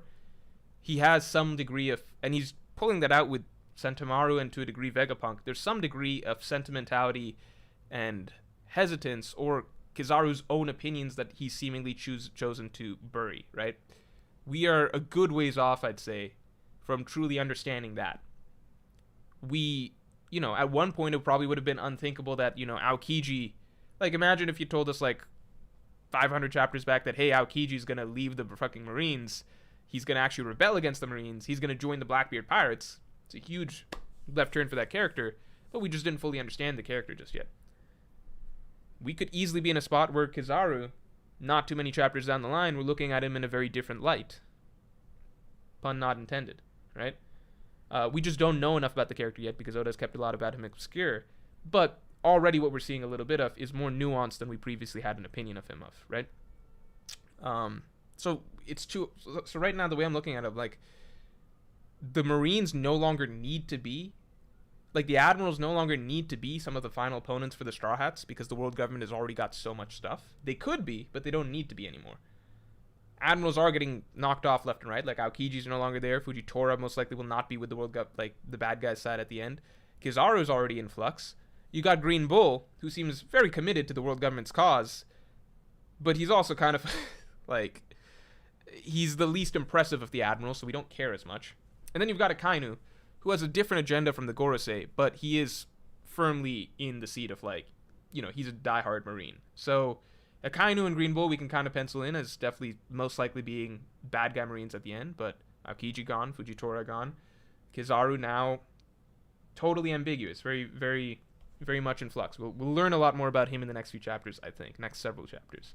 So to your question, you're saying if Luffy acknowledges Kizaru is tougher than Kaido. So if he does, is there going to be, like, you're asking, how is he going to be incorporated into the rest of the story? He's going to be around for the arc where Luffy fights Akainu.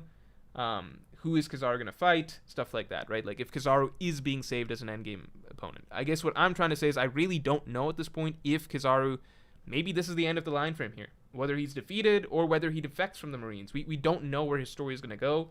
We just know that he has sentimental ties to the characters that he's being told to fight here. and that he's got some opinions of himself, like some opinions himself that he's not yet revealed to us, right? And he's chosen to be, you know, just a piece in the broader machinations of this world government machine, right? So even if Kizaru is somehow stronger than Kaido, which I don't think would be the case, I don't think that right now in this Egghead Island arc, which is quickly careening towards its climax, I don't think that we're going to get, you know, a long ass like 20 chapter Kaido-esque battle between Luffy and Kizaru. If Kizaru is saved for a final arc and he is on the side of the Marines, then sure, maybe he fights Zoro, maybe he fights Sanji, maybe he fights both, something like that. But I just don't know if we're heading in that direction at this point anymore.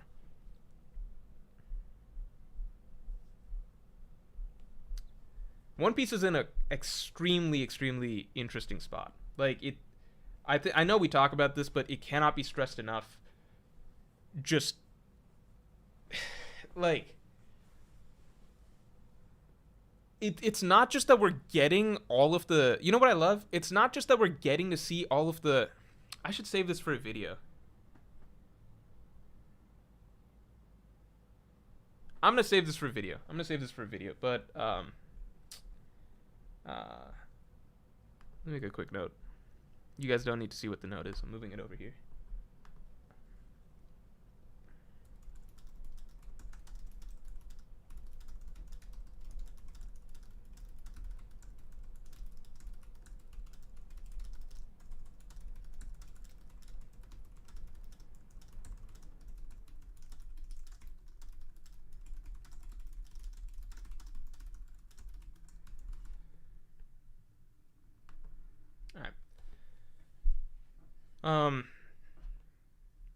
Where was I? Anyway. Triggy Kyun, thank you. With Seraphims like Boa defying programming, how do you envision this evolving the story, especially with characters as defined as Dofi? I mean, that was a theory for a while that I had, right? That Doflamingo is, he was the one in Egghead Island committing the murders and everything like that. Doflamingo, who fucking hates the Celestial Dragons and is now being made to work as a slave for them. I think that's the most interesting potential Seraphim rebellion. Mihawk, if he really is a Conqueror's Haki user, I feel like maybe him rebelling at some... Mihawk's a Conqueror's Haki user, right? He's got to be. I feel like him rebelling at some point just makes sense. I wonder if maybe, like, it's I don't know. It clearly is possible for them to rebel. And I feel like that's a good point that you brought up, because I feel like not enough people are talking about it. It's just that the reason for rebellion was love and not, you know, defiant, like, autonomous, you know, like kingly will, like you might expect or something like that, like from a Mihawk, or like hate like a Doflamingo. It was love from Hancock, which is really interesting because it sets a strong precedent. The question is whether Oda wants to go the full 9 yards with this, which is like, yeah, all the Seraphim can rebel for various reasons. It just takes strong enough emotion. Or if it's more so like a plot convenience gag that Oda wanted right in. Like, even Kid Hancock just loves Luffy so much that, you know, she undoes the petrification and resolves that plot point, you know. But then the rest of the way, the Seraphims are just obedient. So we need to wait and see. But the fact is, Oda did write the potential in the story if he wants it to go anywhere and lead to something interesting. At the same time, it should lead somewhere interesting, right? Because the arc literally begins with Vegapunk explaining that, like, the obedience of living creatures is, like, not... I don't remember the exact quote, but this also leads me to another point. I'd have to create another note. Whatever. The obedience of living creatures is like you can't program out free will. Pony Up, thanks for the 5. Rather than the Strats winning at Egghead and inverting Saboti, I think Luffy being captured like Ace and Straw Hats having to gather allies would be a nice reversal. So that's like a sentiment I've seen quite a bit, not just for this arc, but like in general. I've seen many people talk about, like, what if there was a Luffy gets captured arc and the Strats have to save him? I've seen that come up frequently. I feel like that's just not something Oda's ever going to do in the story because of the way that he likes to write Luffy. I think at the end of the day, Oda always wants Luffy to be the one liberating others and being that symbol of freedom for others. And I don't think he would ever just take away that autonomy from Luffy.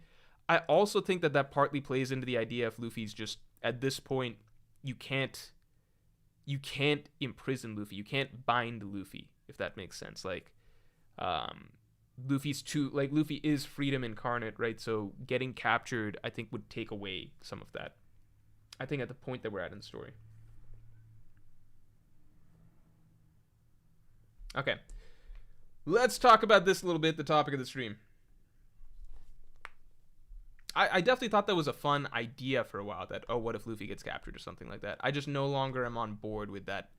I just think it's unlikely, right? So there's a difference between me thinking it's a fun idea versus me thinking it's likely.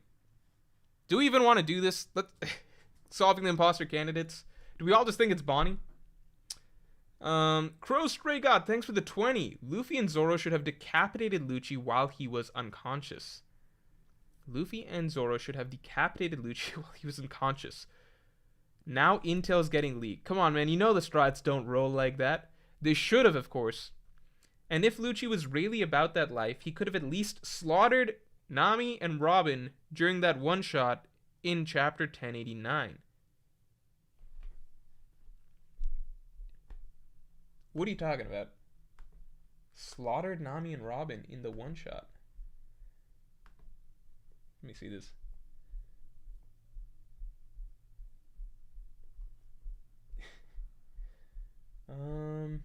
Where's that at? Are you saying at the end of the chapter?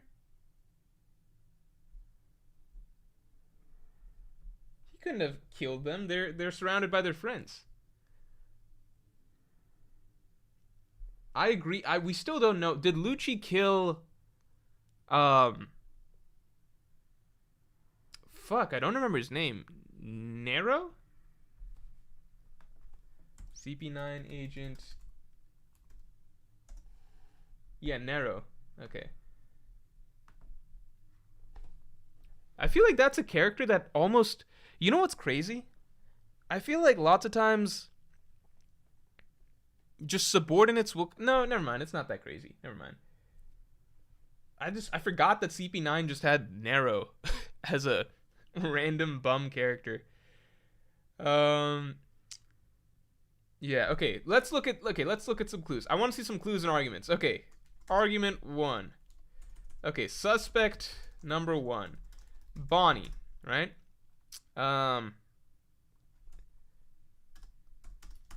What's the case for her? Luffy pointed out weird behavior, plus the super important flashback of Kuma's memories was never resolved in the story, plus she was watching memories, so Devon etc. could have easily snuck up on her. Okay. Plus, she is a stranger to both Straw Hats and CP0, so she is so nobody knows enough about her personality to notice significant oddities. All right, so that's one. That's one down. Suspect number 1. Okay, we got that. You think Saturn's the imposter? I don't know. What's funny is that people were saying that Saturn was the one that was taking out the cameras and such, right? But then we saw Saturn on the ship, so that theory kind of died, unfortunately. I missed some supers. Go back and check. I'm sorry about that. Let me take a look real quick. Thank you for letting me know. Abrar Ahmed. Let me take a look at these supers.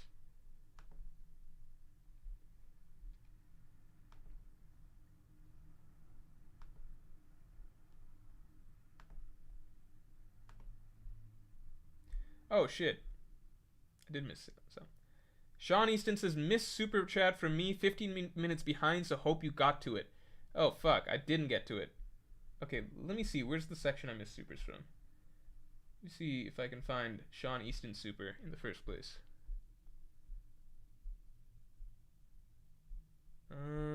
How far is it? Where is this?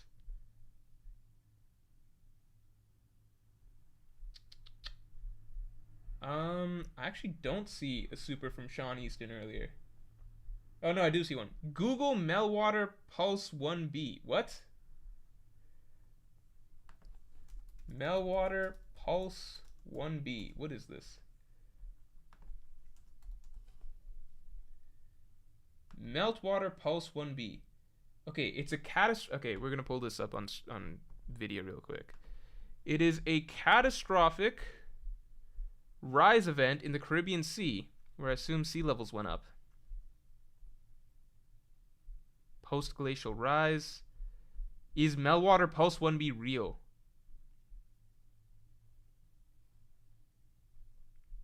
So this is just explaining that water levels are rising or something like that, right? Good to know, but I don't think it plays into One Piece theories here. Because I don't know if Oda's familiar with this, and simply, I don't know if global warming and shit is the reason that in the One Piece world, the sea levels rose. If they did rise. That's a theory, right? So Sean Easton says, okay, Great Flood over 1,000 years or so. Yeah, but I don't know if that that's a good point. That's interesting to point out. But I don't know if that's I don't know if that's going to be relevant to the One Piece world. Kino the Far says, sorry for saying your head looked small on Monday. Okay, okay. Kino the Far, you know, it's going to look, if I lean back, it'll look smaller. If I lean forward, it'll look probably this. Okay. I appreciate the apology. Kino the Far also says, also I found out I have strep throat. Oh shit, I hope I didn't give it to the tow truck driver. Oh shit, dude, so today's just a bad day for you.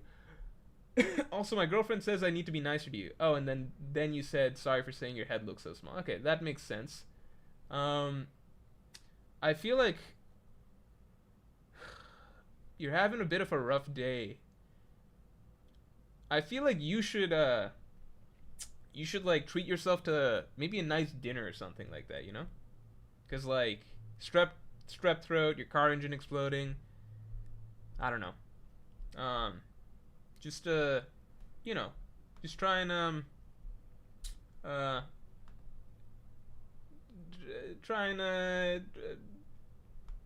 don't really know what fixes this, but the way you've recounted your day just sounds really bad to me, so sorry if I don't have any better words or anything like that for you. But yeah, I hope tomorrow's better. That's what I'll say. I hope tomorrow's better. Sorry if my attempt at making you feel better did not help. I hope tomorrow's better.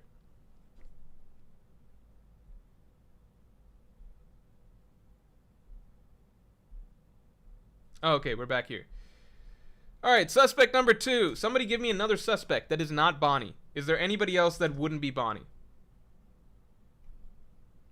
Andrianami says, treat yourself to a nice Morj stream. Yeah, that's right. This is how you're working the day off. This is it. This'll make the day better for you, I suppose. Alright, we need at least one more suspect. Otherwise, this stream was meaningless. Give me one more suspect. Kino the Far says, I can't afford dinner. I spent my money on supers. That's... I can't afford a tow truck. I have to push it. I spent my money on supers. That's hilarious. You think York is the suspect? No, I don't think York could be the suspect because York... I don't think it can be York because York seemed to... The dialogue she had with the Gorosei was too specific, right? She can't have known all of that if she's just getting impersonated by Katarina Devon. Katarina's Doberman, so she can get the Gorosei identity. Lafitte will be able to steal Vegapunk tech. It would be crazy if if Katarina Devon took over a Gorosei. That would be able to get Blackbeard's Island pretty quick. It's Luffy, the panel of him scared. I'm gonna put that suspect number 2. Luffy. He was scared of Kizaru despite that making no sense. It's Lucci. Okay, why do you think Lucci though? Because Lucci... No, I just think it can't... I'm going to not put Lucci on the list because Lucci's been feeding the world government information. How's he been feeding them information if... Wait a second, it might be Lucci. I'm going to say suspect number 2. Lucci No, but why? Why would it be Lucci? So the weird things Lucci's been doing, he's been talking to himself, right? It's number 3, Lucci, right? He's been talking to himself. He's been staring at Stussy. Are these things weird? Like Katarina Devon level weird? Like a totally different character weird?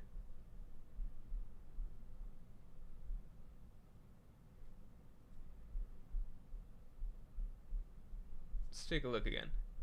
Why is Lucci... Okay, so Lucci is... What's he doing?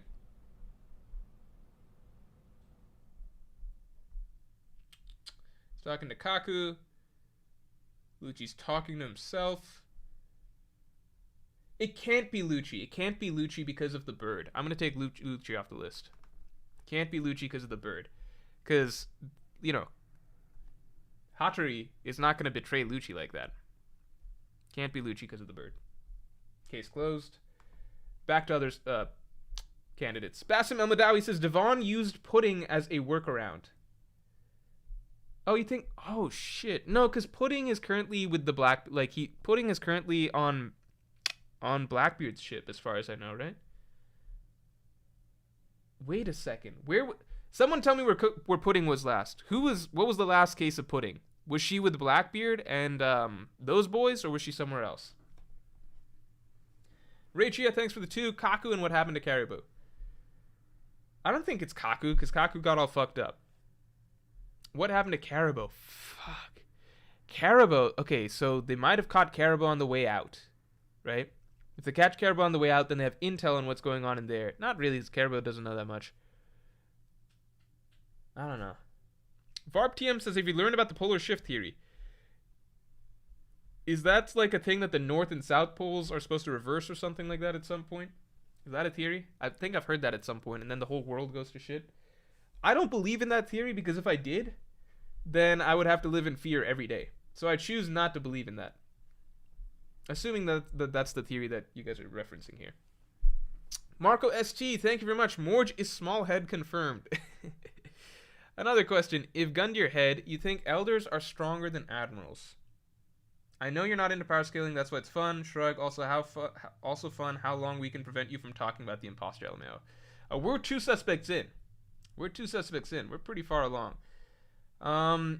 Do I think the elders are stronger than the admirals? That's really fucking difficult, man. Gun to my head if I had to guess.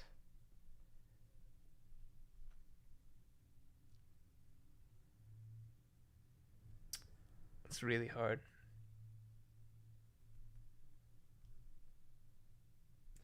I think there's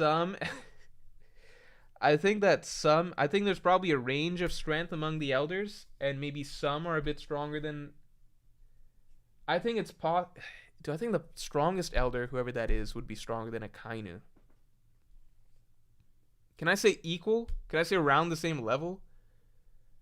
I think there's a range of strength of the elders, probably. They're not probably all exactly equal. And, maybe the weakest is weaker than Green Bull, but maybe the strongest is as strong or stronger than a Kainu. Something like that. I'm going to say that. Okay, anybody else got something? Stussy? Think Stussy's the imposter? Oh, okay, Stussy. You know why? Suspect number 3. Stussy, I'm going to say because Lucci keeps staring at her, and Lucci is a smart guy. Although, Lucci was unable to tell that Stussy was a traitor during the entirety of his career working with her, but I guess that's a different thing.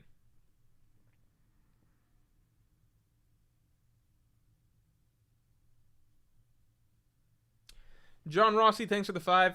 Caribou might run into Katarina off screen, then pretend to be him and tries to escape with the Strats off Egghead. They might let him on again. That's a funny idea. I do like to believe... Okay, so 1, I do think that Caribou being caught by the Blackbeard pirates makes sense, because Caribou's been trying to get back to his quote-unquote boss, right?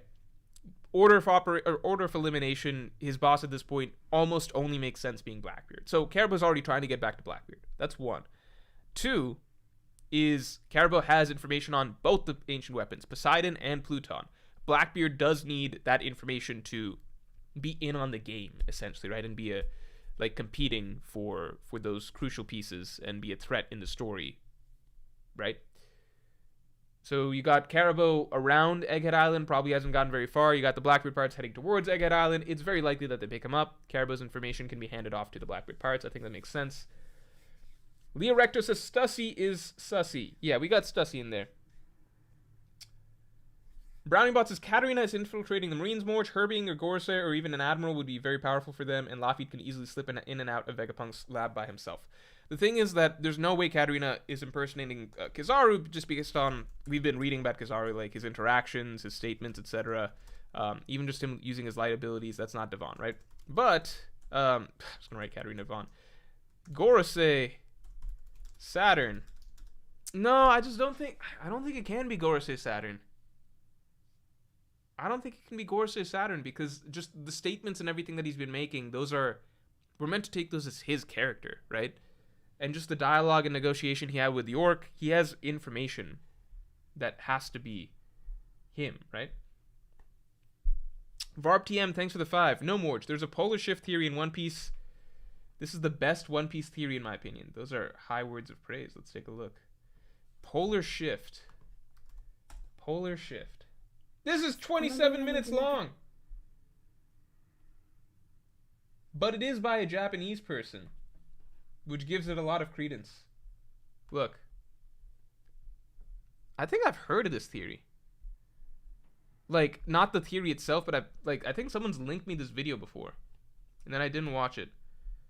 Because I remember being sent a video by a Japanese YouTuber, and I was just like, it's too long, I don't want to see it. I don't know if it was this one, but people were hyping up maybe this theory before.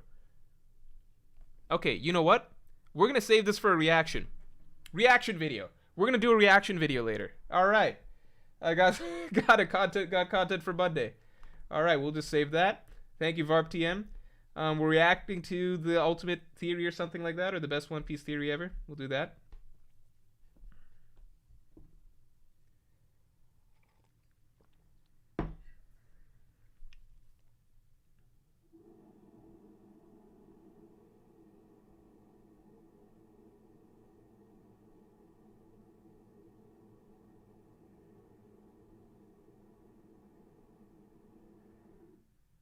All right.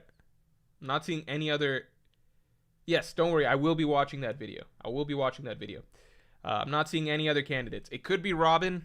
Why could it be Robin? I'm taking Saturn off just because it just seems like stuff that he's specifically talking about. That seems like it has to be him.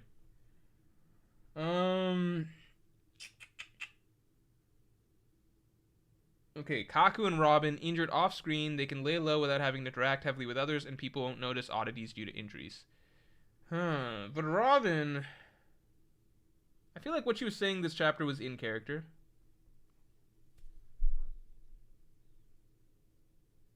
Okay,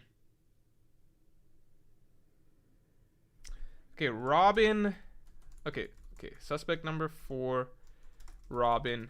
Injured for no reason, I saw someone say, when she wasn't fighting anyone.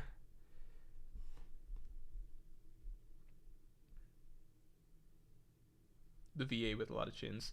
Marco ST, thank you very much. Imposter is going to be one of the strats, if anyone, because that's going to be the most fun. That is a good point. That is a very good point. I wonder if Oda's doing a red herring with that Bonnie quote with what Luffy said. Sean Easton, thanks for the 5. Alright, so Meltwater Post 1B. Yeah, I need the context. I can't just pick up on what you're trying to get across just by the Google link. It's the Great Flood from the Great Flood myths around the world. The sea levels rose 100 feet over a few hundred years. So there was a Great Flood. That's crazy. I didn't know that. I mean, I know that the planet's been through a million different things with separation of continents and ice ages and like 5 different. We've had like a lot of ice ages. We've had like 10 different ice ages as far as I know, right? We've had a lot of ice ages. Is that correct, right? That's why the Ice Age movies are able to pump out so much content because there's a lot of Ice Ages to draw inspiration from, right? Spade, thanks for the 5. You think Blackbeard's last Devil Fruit will be a new one or one we've already seen? New one seems cool in my opinion, but if it's stolen, then it fits with the other 2 stolen ones.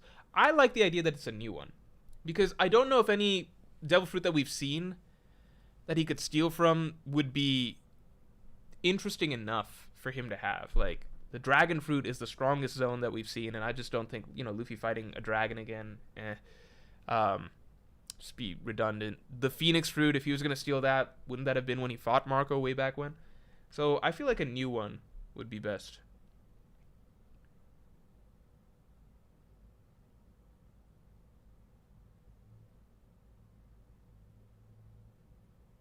Nerve MV Maker, thanks for the 5. If Luffy ever got captured, it would be because Blackbeard managed to steal his Devil Fruit and give him to either the Marines or Cross Guild.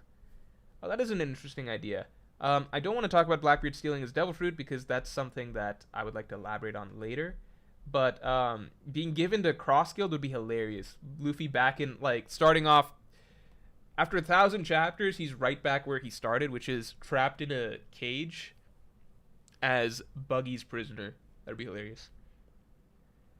You think it has to be Kizaru? No. Kizaru, there's no way. Lafitte and Devon would not be able to take out Kizaru. And he's using his abilities right now. Zoro just because? No. Come on. Mastica C says it's obvious he's stuck. C. Bonnie was acting too much like herself with her food habits despite her change of mood. No, I talked about this last stream. Bonnie's food habits would be the most, that tells us nothing because Bonnie's entire, she is famous for being, her name is Big Eater Bonnie. That's her most famous and well-known personality trait across the board. So if anyone was trying to impersonate her, that would be the go-to thing that they do, which is I'm hungry, that's literally her title. That's kind of like saying if someone took over Apu and then they said oh, let's play some music. Oh, that must be Apu then. It's no, if someone was impersonating Apu, that'd probably be exactly what they say. I know that's not a good reason for saying it must be Bonnie. I'm just saying that her wanting to eat food is not a sign that it's not her, if that makes sense. Or is not a sign that it is her, if that makes sense. Will says Sanji because he didn't really beat the Seraphim. That's hilarious. Isaiah Davis, thanks for the 5. Katarina can transform other people as well. She's transformed... Wait, she can transform other people as well? No, she can't. Can she? No, she can't. No, she can't. That's not established, I don't think.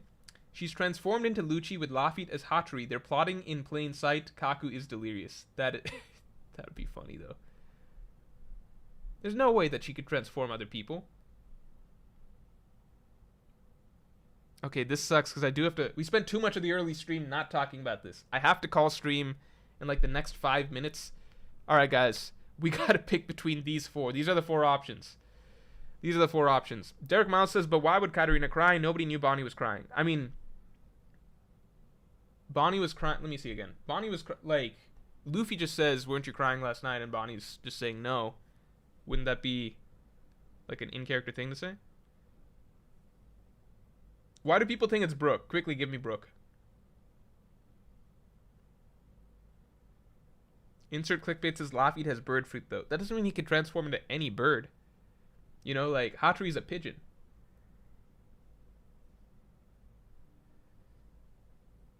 It'd be very convenient if he had the pigeon fruit. If Sanji got captured, it would be quite embarrassing. Especially because he's supposed to have good observation hockey and shit. Debus says, how about suspect number 5? No one because Devon isn't even there. No, that's no fun. Alright. If it's some random... Xylem says it's some random Vegapunk again. If it's some random Vegapunk again, then... Oda should just stop writing whodunits anymore. It's not fun. I still think the York reveal was cool. I think in retrospect, it was a cool reveal. At the time, I think people were looking for... I don't know what we were... I think it was a bit of a... overhyped mystery that we kind of it was both rushed and went on too long, if that makes sense, at the same time. I don't think it was a big deal in the long term. I think it was a cool reveal that it was York.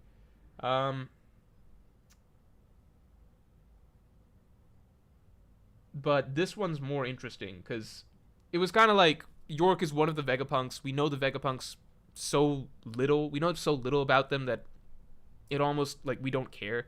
You know, like we just found out like fucking Shaka and like one of the other who Edison or Pathat, one of the others is dead. Do we really care at all? Like it's so interchangeable basically. But with this, you know, is it Lucci? Is it Kaku? Is it one of the Straw Hats? Is it Bonnie? That's interesting. Crow Stray God, thanks for the 10. Luffy made that face because he's afraid that Kizaru might die, since he's terrified of killing people. I believe Luffy wouldn't even have the balls to kill a guy if he had that chance. Sorry, I can't tell if you're being funny here or not, but that's really fucking funny. That, like, Luffy's just like, fuck, I'm so strong that I don't want to have to kill this guy. Like, I'm so much further above Kizaru.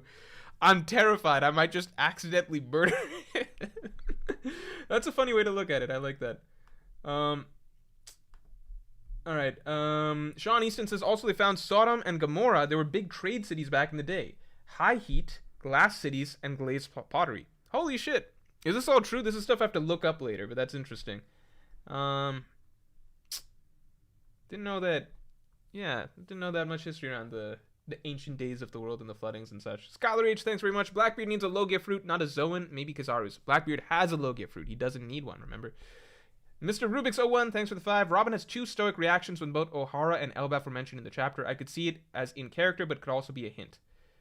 Yeah, I don't think she'd have a reaction as much with Elbaf, but with Ohara, she's already been working that out over the course of the arc. I could see that. Okay, we're going to do a poll real quick, and then we're going to have to call it. Achintya Mitra, thanks for being a Yonko tier member for 1 month. There was a whole conversation with the great powers of the world. Why is Usopp not afraid? I call Imposter. That's interesting. Fuck. I got to throw Usopp in as well. Alright, I'll throw Usopp in. Usopp. Reason not being scared about shit. Okay, we're going to vote real quick on the first 4. Who's the imposter? We got Bonnie, because Luffy pointed out her weird behavior. She had a super important flashback of Kumar's memories that weren't resolved in the story. Plus, she was in a vulnerable state last we saw her. Plus, she's a stranger to both groups, so it's harder to pick out for one of the groups to figure out that she's an imposter, because neither of them, like the Vegapunks, the Straw Hats, and the CP0 don't know her that well. So we're going to do these 4, and then I'll throw in Usopp for the next poll, because I can only do 4 options.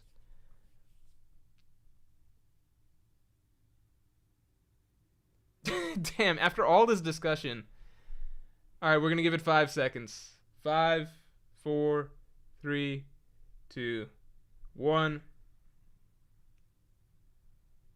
Oh, I didn't give other reasons for characters. Hold on. I was kind of speeding through. Luffy was scared of Kizaru despite that. Okay, that's not a real reason, though. I don't even know why we put Luffy. We should just throw Usopp in there. Stussy, because Lucci keeps staring at her, and Lucci's a smart guy. Robin was injured for no reason when she wasn't fighting anyone, and some people feel like her character stuff this chapter was out of character. I'm just going to do this poll again and exclude Luffy. I don't even know why he was in there. And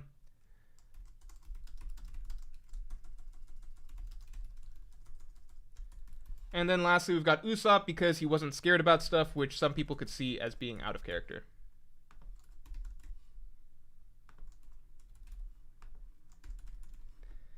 Alright, if we solve it here first, before anybody else in the rest of the One Piece community, then that means that the Morj chat is officially the smartest One Piece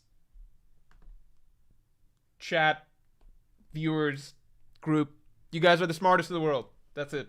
If you guys solve it right here, it's up to you guys. It's out of my hands. You guys see the reasoning before you? You gotta pick, and we go with the obvious option, it looks like, of Bonnie. Alright. We're a real original group. I believe it's Bonnie as well. But I do like that it's a bit more balanced here. We got a lot of votes for Stussy. We got some votes for Usopp. The Usopp argument really pulled a lot of people. I saw so many people talking about Robin, but not a lot of people voted for her in the end. Alright, guys. Great stream. The answer at the end of the day was Bonnie. Let me circle it. I'll circle it in, I don't know, red. Alright, we picked Bonnie. Bonnie was our answer. I do have to call it here. Scholar H, thanks very much. Blackbeard's fruit is different. I assume it'll be a mythical Zoan. Yeah, I think... Oh, you think that his darkness... You think his darkness fruit is a mythical Zoan? No, it's the Yami Yami no Mi. You think like his final fruit will be a mythical zone, which I agree upon. Unless he already has it, and that's what allows him to eat multiple fruits, as some people theorize. But that's it for this. I will talk to you all later. Thanks for tuning in.